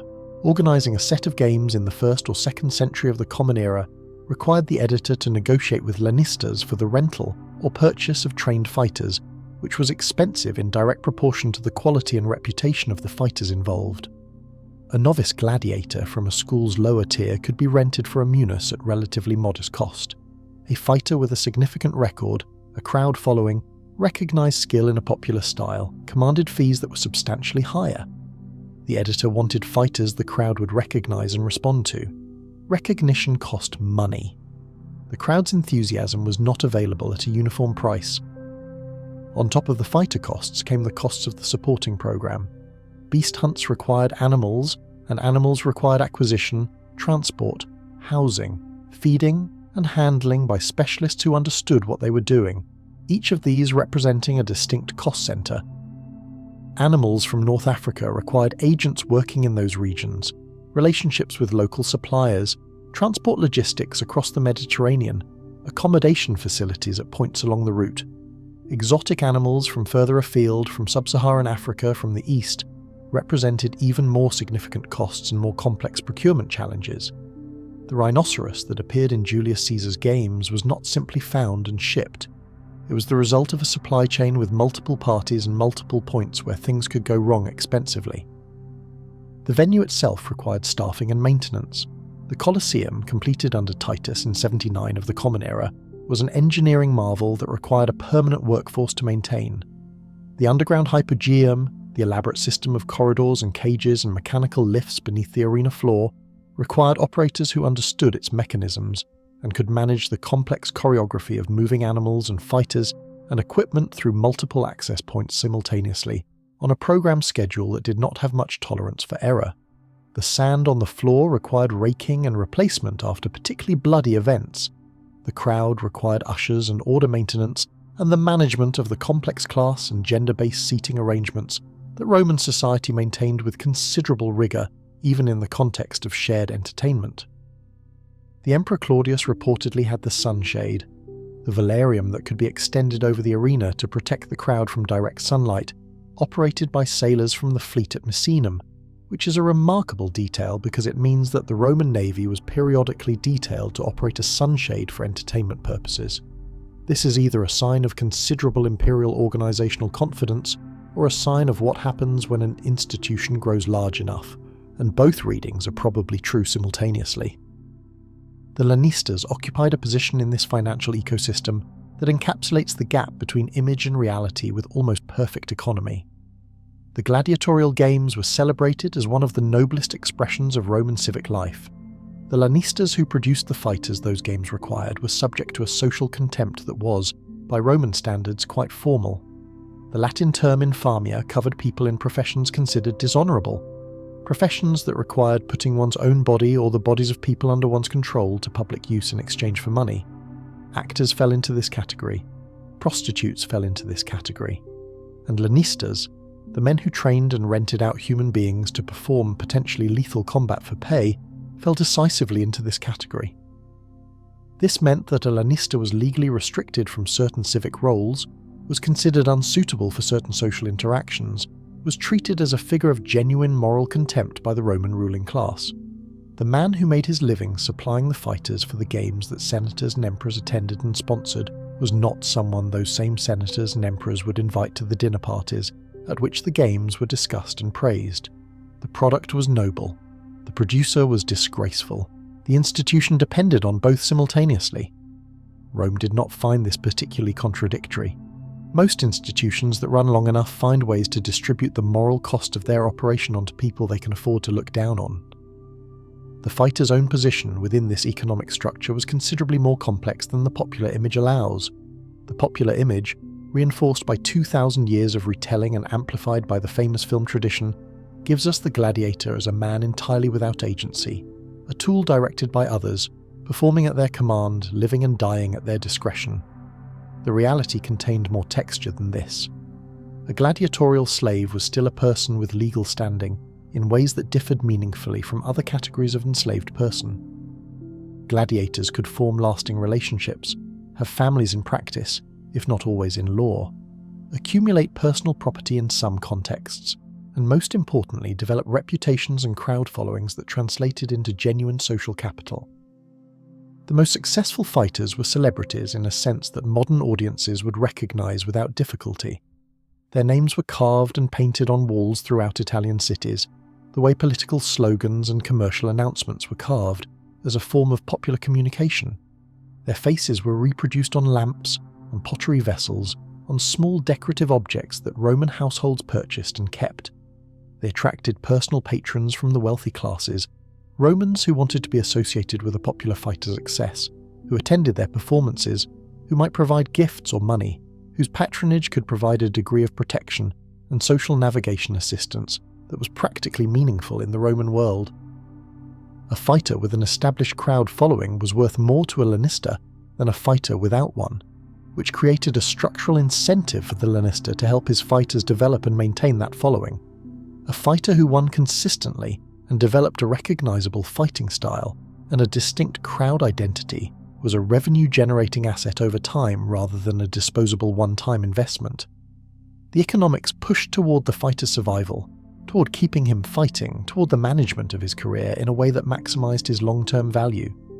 This did not make the lanista benevolent. It made him rational in a particular direction, which produced some of the same practical outcomes that benevolence would have produced, including medical care, dietary investment, and careful matchmaking. The medical care available to gladiators at well-run facilities appears to have been genuinely sophisticated by ancient standards.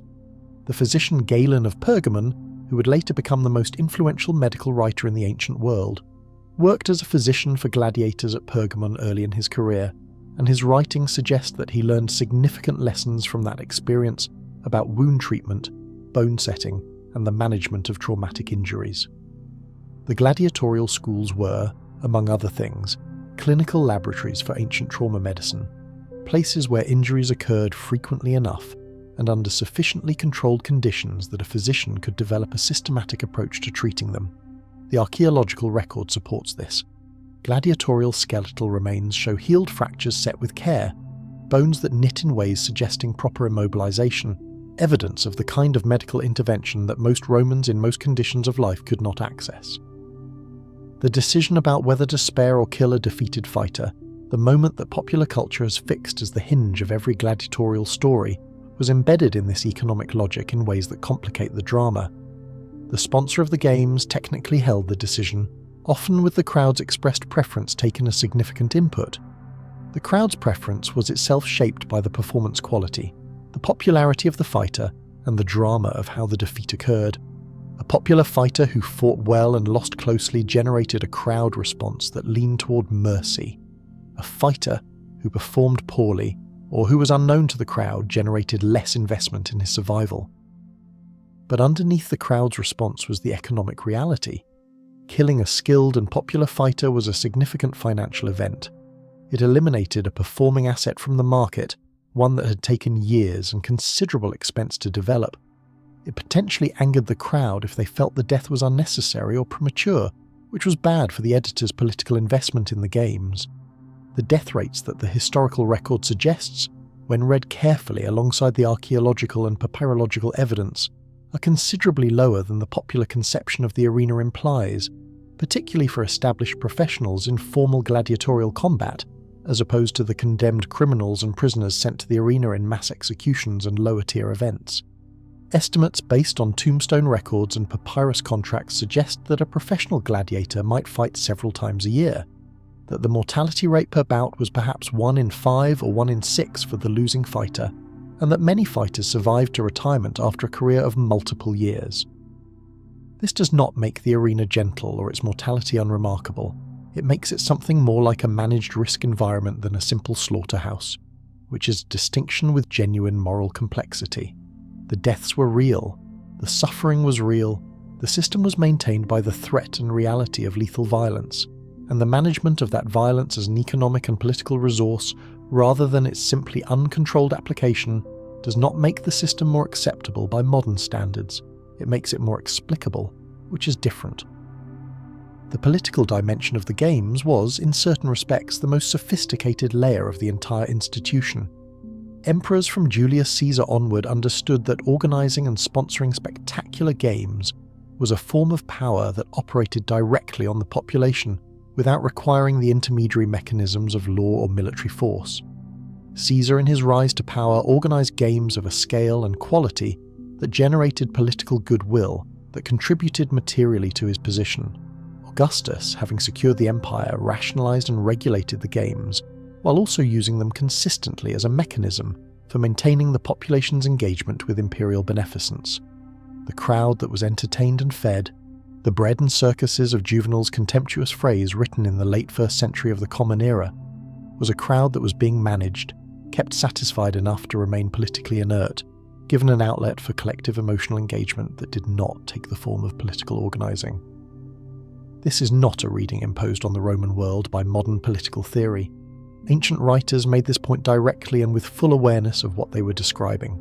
Fronto, the tutor of Marcus Aurelius, writing in the 2nd century, made the frank observation that the people were primarily concerned with grain and spectacles, and that political stability depended on managing both. Fronto did not consider this critique particularly alarming. He considered it description. The games were not simply entertainment that happened to have political effects as a byproduct. They were a political instrument that happened to also be entertaining, and the emperors who used them most effectively were the ones who understood this clearly and invested accordingly.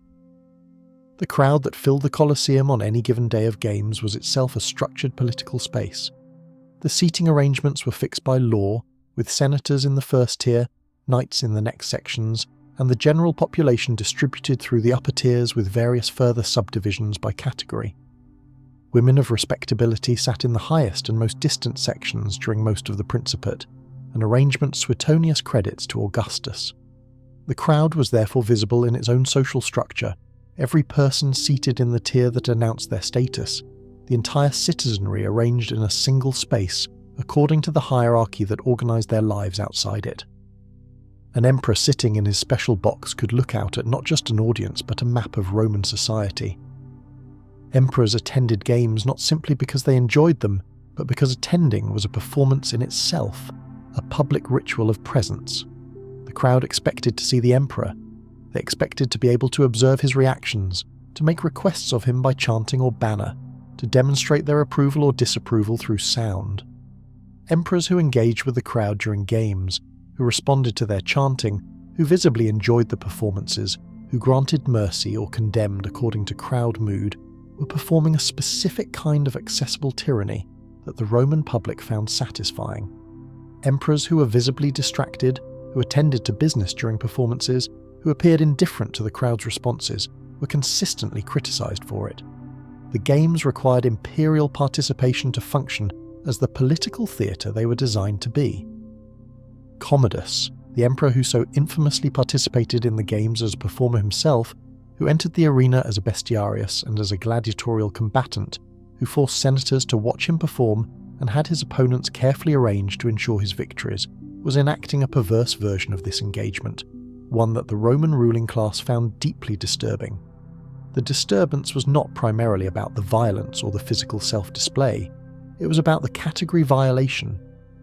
An emperor performing in the arena was placing himself in the same moral and social category as the fighters and beast handlers, the same category of infamia that attached to any person who put their body to public performance for money.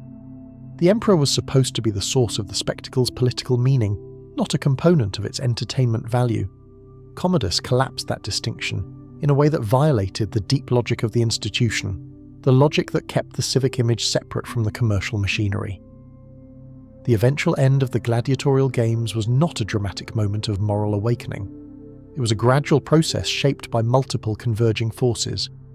The Christianization of the empire brought new theological frameworks that made the celebration of public killing harder to square with official religion, though this process was slow and uneven, and the games continued for considerable time after Christianity became the state religion. Economic pressure played a substantial role, as the enormous cost of maintaining the elaborate supply chains for exotic animals and the expensive infrastructure of major venues became increasingly difficult to justify as imperial resources contracted in the later centuries. The political structures that the games had served changed shape, and with them the utility of the games as a mechanism for managing the population of the city of Rome specifically diminished as the empire's centre of gravity shifted. The last certain reference to traditional gladiatorial games in the historical record falls somewhere in the early 5th century of the Common Era. The specific date is debated, and the evidence is fragmentary. No single moment marks the end. The institution did not conclude with a dramatic gesture of refusal or a formal abolition that everyone remembered. It ended the way most large institutions end, with the money running out, the interest shifting, the practitioners aging out without being replaced at the same rate, the infrastructure deteriorating without the investment required to maintain it, the machinery slowing to a stop. The beast hunts continued somewhat longer, the architecture remained. And the Colosseum stands today, the most recognized building in Rome and one of the most visited structures on Earth, filled every day with people from every part of the world who walk through its corridors and stand on the reconstructed arena floor and look up at the tiers that once held 50,000 people and try to absorb the fact of it, what it was and what it did, and how the people who built and filled and maintained it thought about it and why. The building holds all of those questions without resolving them. It was built to last, and it has lasted. The machinery that ran inside it has not. What the machinery left behind is more durable than the stone and more difficult to point to.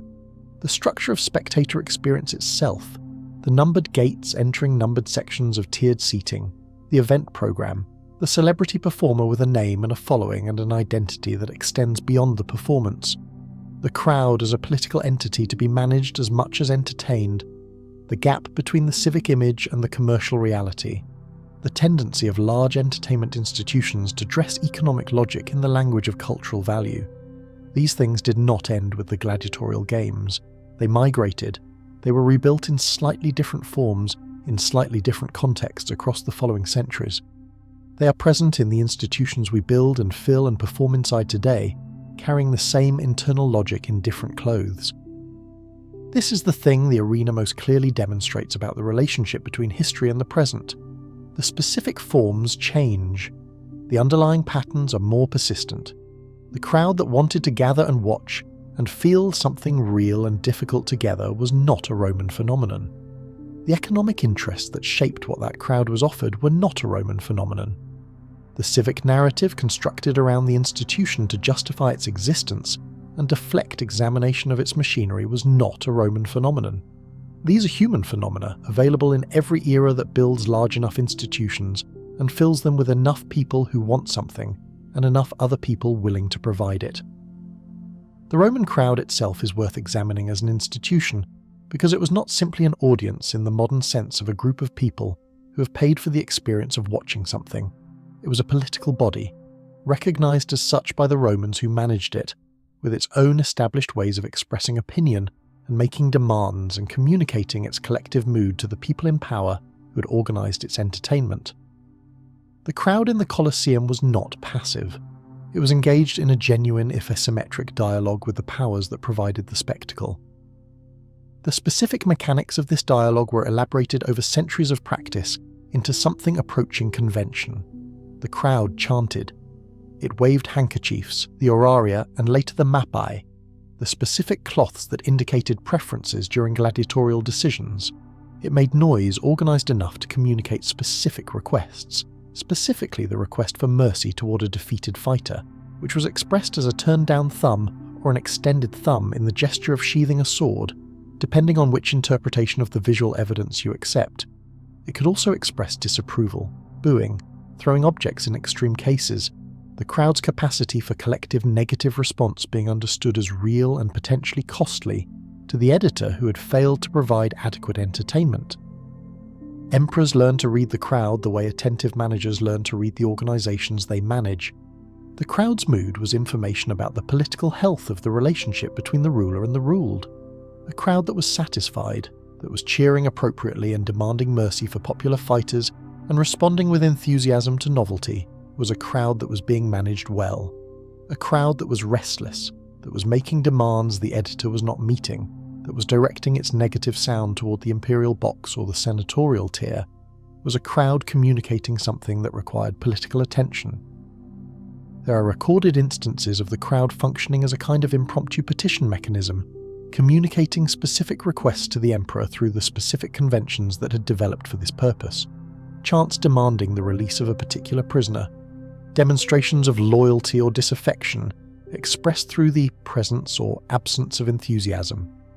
The games gave the emperor and the crowd a regular opportunity to see each other and perform the relationship of mutual obligation that was the basic fiction of imperial governance, the fiction that the emperor ruled with the consent and the affection of the Roman people rather than through the mechanics of military force and economic control. The fiction was not entirely false. It was a simplification of a relationship that genuinely existed in a more complicated form. Romans did care about their emperors in ways that went beyond pure fear. They had preferences and expectations and genuine opinions about whether a given emperor was managing the relationship well or badly, and they expressed those opinions in the games as much as in any other context. The games were, in this sense, a temperature gauge for the political climate, a regular public reading of the state of the relationship between power and the governed. The great games associated with individual emperors tell a compressed version of political history. Augustus organised games at a scale and quality that communicated the security and prosperity of the Augustan peace, spending on entertainment as a form of political messaging about the conditions of the new order. The games of Trajan, held over the course of months following his Dacian campaigns, with tens of thousands of gladiators and animals over multiple events, communicated imperial wealth and martial triumph on a scale designed to make the scale itself the message. The games of Nero, which had their own controversial character, reflected the personality and the political style of an emperor whose relationship to public performance was itself a subject of debate. The physical architecture of the games changed over time in ways that track the political and economic history of the empire. The earliest Roman gladiatorial events were held in the forum or in temporary wooden structures erected for specific occasions. The permanent stone amphitheatre was a later development, becoming common in Italian cities during the 1st century before the Common Era, and spreading across the empire as a standard feature of Roman urban planning.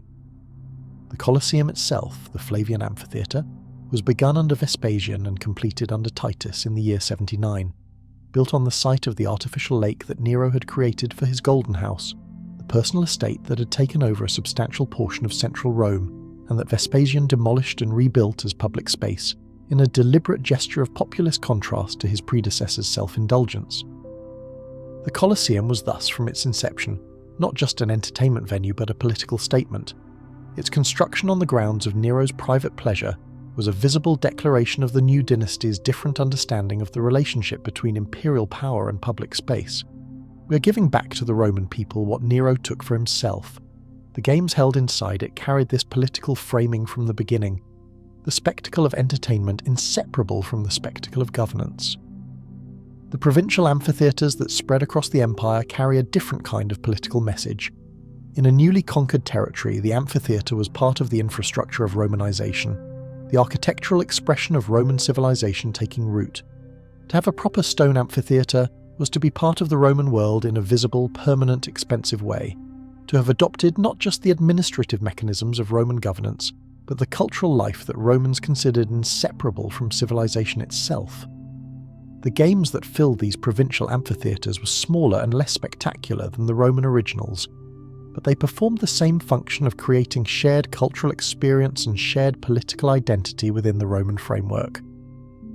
The trade in gladiatorial expertise followed this geographic spread.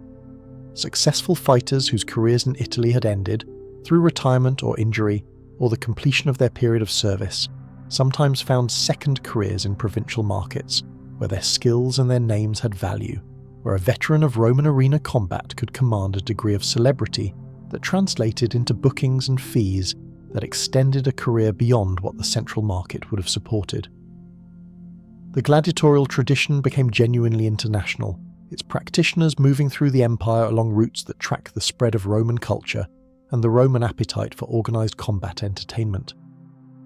The economic ecosystem that the game supported was surprisingly extensive. The careers that depended directly on the games included not just fighters and trainers and lanistas, but animal traders and handlers, arena architects and engineers, sand suppliers, equipment manufacturers who produced the specific armour and weapons of various gladiatorial types, physicians who specialised in combat injuries, the people who operated the mechanical systems of the underground hypogeum, the ushers and crowd managers who kept the enormous audiences organised and in their designated sections, and the various vendors and service providers who supplied the audience itself during the long days of events. If you like the video so far, please leave us a like and a sub. A sub to the channel helps us make more videos for you to watch and keep the channel alive. There were also the secondary industries of gladiatorial celebrity. The ceramics market in objects bearing the images and names of popular fighters was real and significant. The gambling economy around gladiatorial outcomes was substantial. The production of celebratory inscriptions for successful fighters, of the kind that covered walls throughout cities near major arenas, required literate practitioners of the relevant crafts. The patronage relationships between wealthy Romans and successful fighters required intermediaries and managers and the various administrative mechanisms through which personal patronage operated. The games sat at the centre of an economy considerably broader than the arena floor itself. What this economy produced, alongside the entertainment and the political management, was a genuine cultural contribution that the civic narrative of the games somewhat obscures. The gladiatorial tradition preserved and developed specific combat arts that were themselves products of extended research and systematic improvement.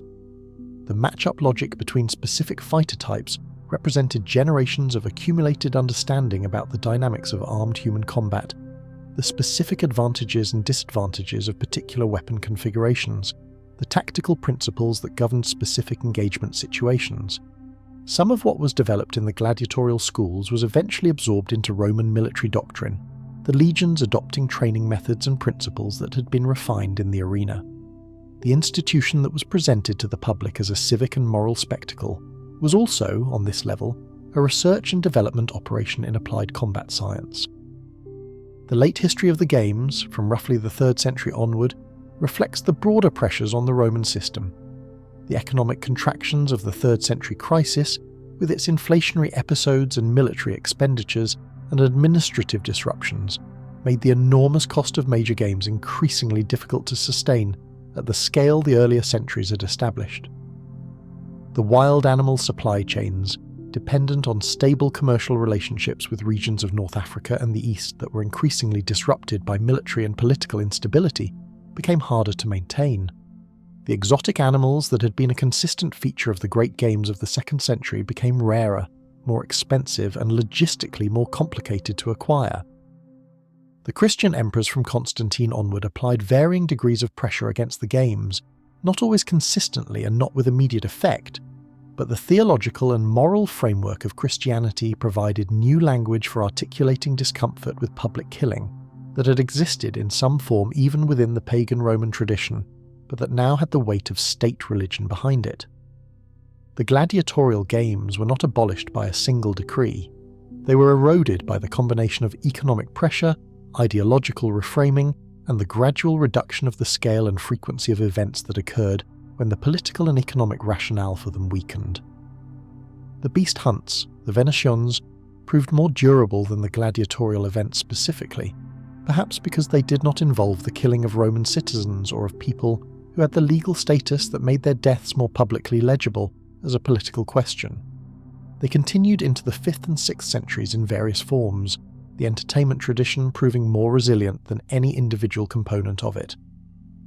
And what endured most completely was not any specific practice but the structural template, the combination of purpose-built gathering space, organised programme, celebrity performer, crowd as political and commercial entity, institutional economics that distributed the costs and benefits of the spectacle according to a specific logic, and the gap between what the institution said about itself and what it was actually doing. This template did not require gladiators to function. It required only the basic components: something to watch, somewhere to watch it from, someone to pay for it, and someone to profit from the gathering. Let the arena settle. Let the noise of it fade into the kind of quiet that comes after something large and loud has ended. The specific quality of silence that exists in a space recently vacated by 50,000 people. All that human presence gone back into the city and the night, leaving only the sand and the stone and the long echo of what happened there. Tonight we moved through the Roman games from 4 different positions, each one offering a different angle on the same complicated reality. We began inside the training school, in the courtyard, at the post, discovering what it actually meant to enter a system designed to produce a specific kind of human being over months and years of deliberate pressure.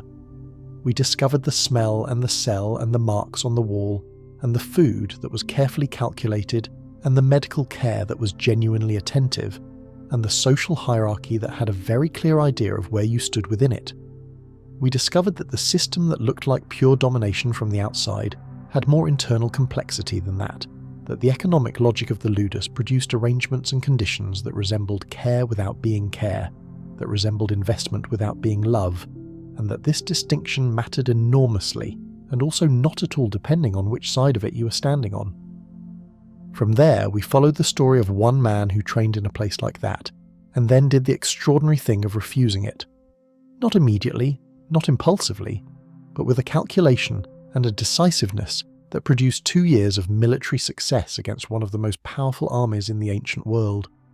We thought about what he wanted and what his followers wanted, and why those 2 things were not the same thing, and about the specific tragedy of a military genius leading an army that could win battles but could not agree on what the battles were for. And we thought about what he left behind, which was not a revolution, and not a legal change, and not a lasting institutional reform, but something perhaps more durable than any of those things, the demonstration, repeated and sustained over 2 years and multiple victories against Roman forces, that the category of person Rome had decided was a tool was not a tool at all, was human being, was capable of everything. A human being is capable of, including organising, leading, enduring, and fighting with extraordinary effectiveness for something that mattered. Then we stood in the arena with 2 leopards and a difficult bear and learned what the work of the bestiarius actually looked like from inside it. We found that what the crowd saw as spectacle was what the performer experienced as logistics, as spatial geometry, as the result of months of specific physical training that had compressed the gap between perception and response to something that could keep a person alive in a space that had very little tolerance for inattention. We found that the job produced a specific kind of presence, a complete occupation of the present moment, that the performer experienced as something worth having despite everything else about the situation, and that this is perhaps the most honest thing the arena produced in the people who worked inside it. And finally we walked through the gap between the image and the machinery, and found that the gap was wide and consistent and very carefully maintained. We found civic virtue wrapped around commercial interest. We found noble spectacle produced by socially disgraced businessmen. We found fighters who were legally property but practically celebrities. We found an emperor who could not skip the games without losing political capital, and who attended them as a form of governance, as much as entertainment. We found a death rate that was managed as an economic variable, alongside a genuine willingness to let people die when the economics and the drama required it. We found, at the deepest layer of the institution, a mechanism for converting public entertainment into political control that the people who used it described frankly as exactly that, without apology, because in their world it did not require apology. What connects these 4 angles is something that appears in every era and every institution that gets large enough to have both a public face and an internal reality. People in every role, from the newest recruit at the Palus to the man who owned the school, to the man who sat in the imperial box watching both of them, were doing what people always do inside systems they did not entirely design, and cannot entirely control. They were adapting. They were negotiating with their circumstances. They were finding the margins available to them and operating within those margins with the full intelligence and resourcefulness available to human beings. They were enduring things they did not choose. They were occasionally surprising themselves with what they could survive. The man in the cell running his fingers across the marks on the wall, reading the record of whoever was there before him, leaving no marks of his own yet because he has just arrived and does not yet know what to write. The fighter who killed his horse before the final battle, making a choice about how his story was going to end when he could no longer choose whether it would end. The bestiarius sitting against the wall of the corridor beneath the arena, hands steady, eyes closed, the performance behind him, the animals back in their enclosures, resting in the specific quality of quiet that comes after the work is done. The crowd above all of them, that enormous living thing, wanting to be moved and given something real to witness, not entirely wrong about what they were experiencing even if the machinery that produced it was never quite what the civic narrative claimed. These are not figures from a world so distant that we can safely locate them behind glass in a museum of other times and other values. They are people navigating the familiar human landscape of institutions that exceed the individuals inside them, of official stories and internal realities, of genuine belief and cynical use of genuine belief, of care that operates through economic interest, of violence that is managed, regulated, and made into something the governing class can maintain with a clear conscience, because the conscience was trained to read the situation in a particular way from birth. The sand is raked, the animals are sleeping, the fighters have eaten their barley and returned to their cells, and the marks on the walls of those cells have been there for a very long time.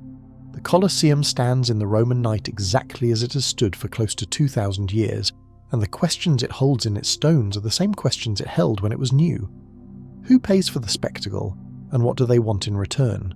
Who performs inside it, and what does the performance cost them? Who watches from which tier, and what does their position in the tier tell you about the world that produced the arrangement? And whether the crowd, that enormous living thing, is being given what it wants, or being managed, or both, or whether in the end the distinction between those two things is as clear as we would like it to be. Let those questions settle into the quiet. You do not have to resolve them tonight. They have been sitting there for 2,000 years without being resolved, and they will be there tomorrow in whatever form they take now, in whatever institutions we have built to fill the same functions in our own time. Tonight it is enough to have been in the sand for a while, to have stood inside the system and looked at it from 4 different positions, to have felt the weight of the history rather than just the surface of it. Your body knows what to do now. It has been doing this all evening, the slow settling, the releasing of whatever it was holding, the breath going a little deeper and a little slower with each paragraph, the mind moving from the engaged reading of history toward the quieter place where history becomes texture, and texture becomes rest. The Roman night is a long time ago, and the distance between then and now is, at this hour, not a distance of strangeness but of continuity, of the same human nature moving through different centuries in different clothes, finding the same solutions to the same problems, building the same kinds of institutions and filling them with the same kinds of people, and producing the same mix of genuine meaning and managed reality and occasional extraordinary resistance. The lantern is out in the ludus courtyard. The palus stands in the dark. The marks on the walls of the cells are older than anyone living, and the crowd has gone home and the games are done, and the sand will be raked again in the morning, and the whole machinery will begin its preparations for the next event. And somewhere in the long trail of centuries between then and now, it all eventually slowed and stopped, as all things do, leaving only the architecture and the questions and the persistent human pattern that we carry forward without always knowing we are carrying it. Rest now. The arena has given you everything it has for tonight. Sleep well. Where in the world are you watching from? Let me know in the comments, and don't forget to subscribe if you want to see more videos like this. See you on the next one.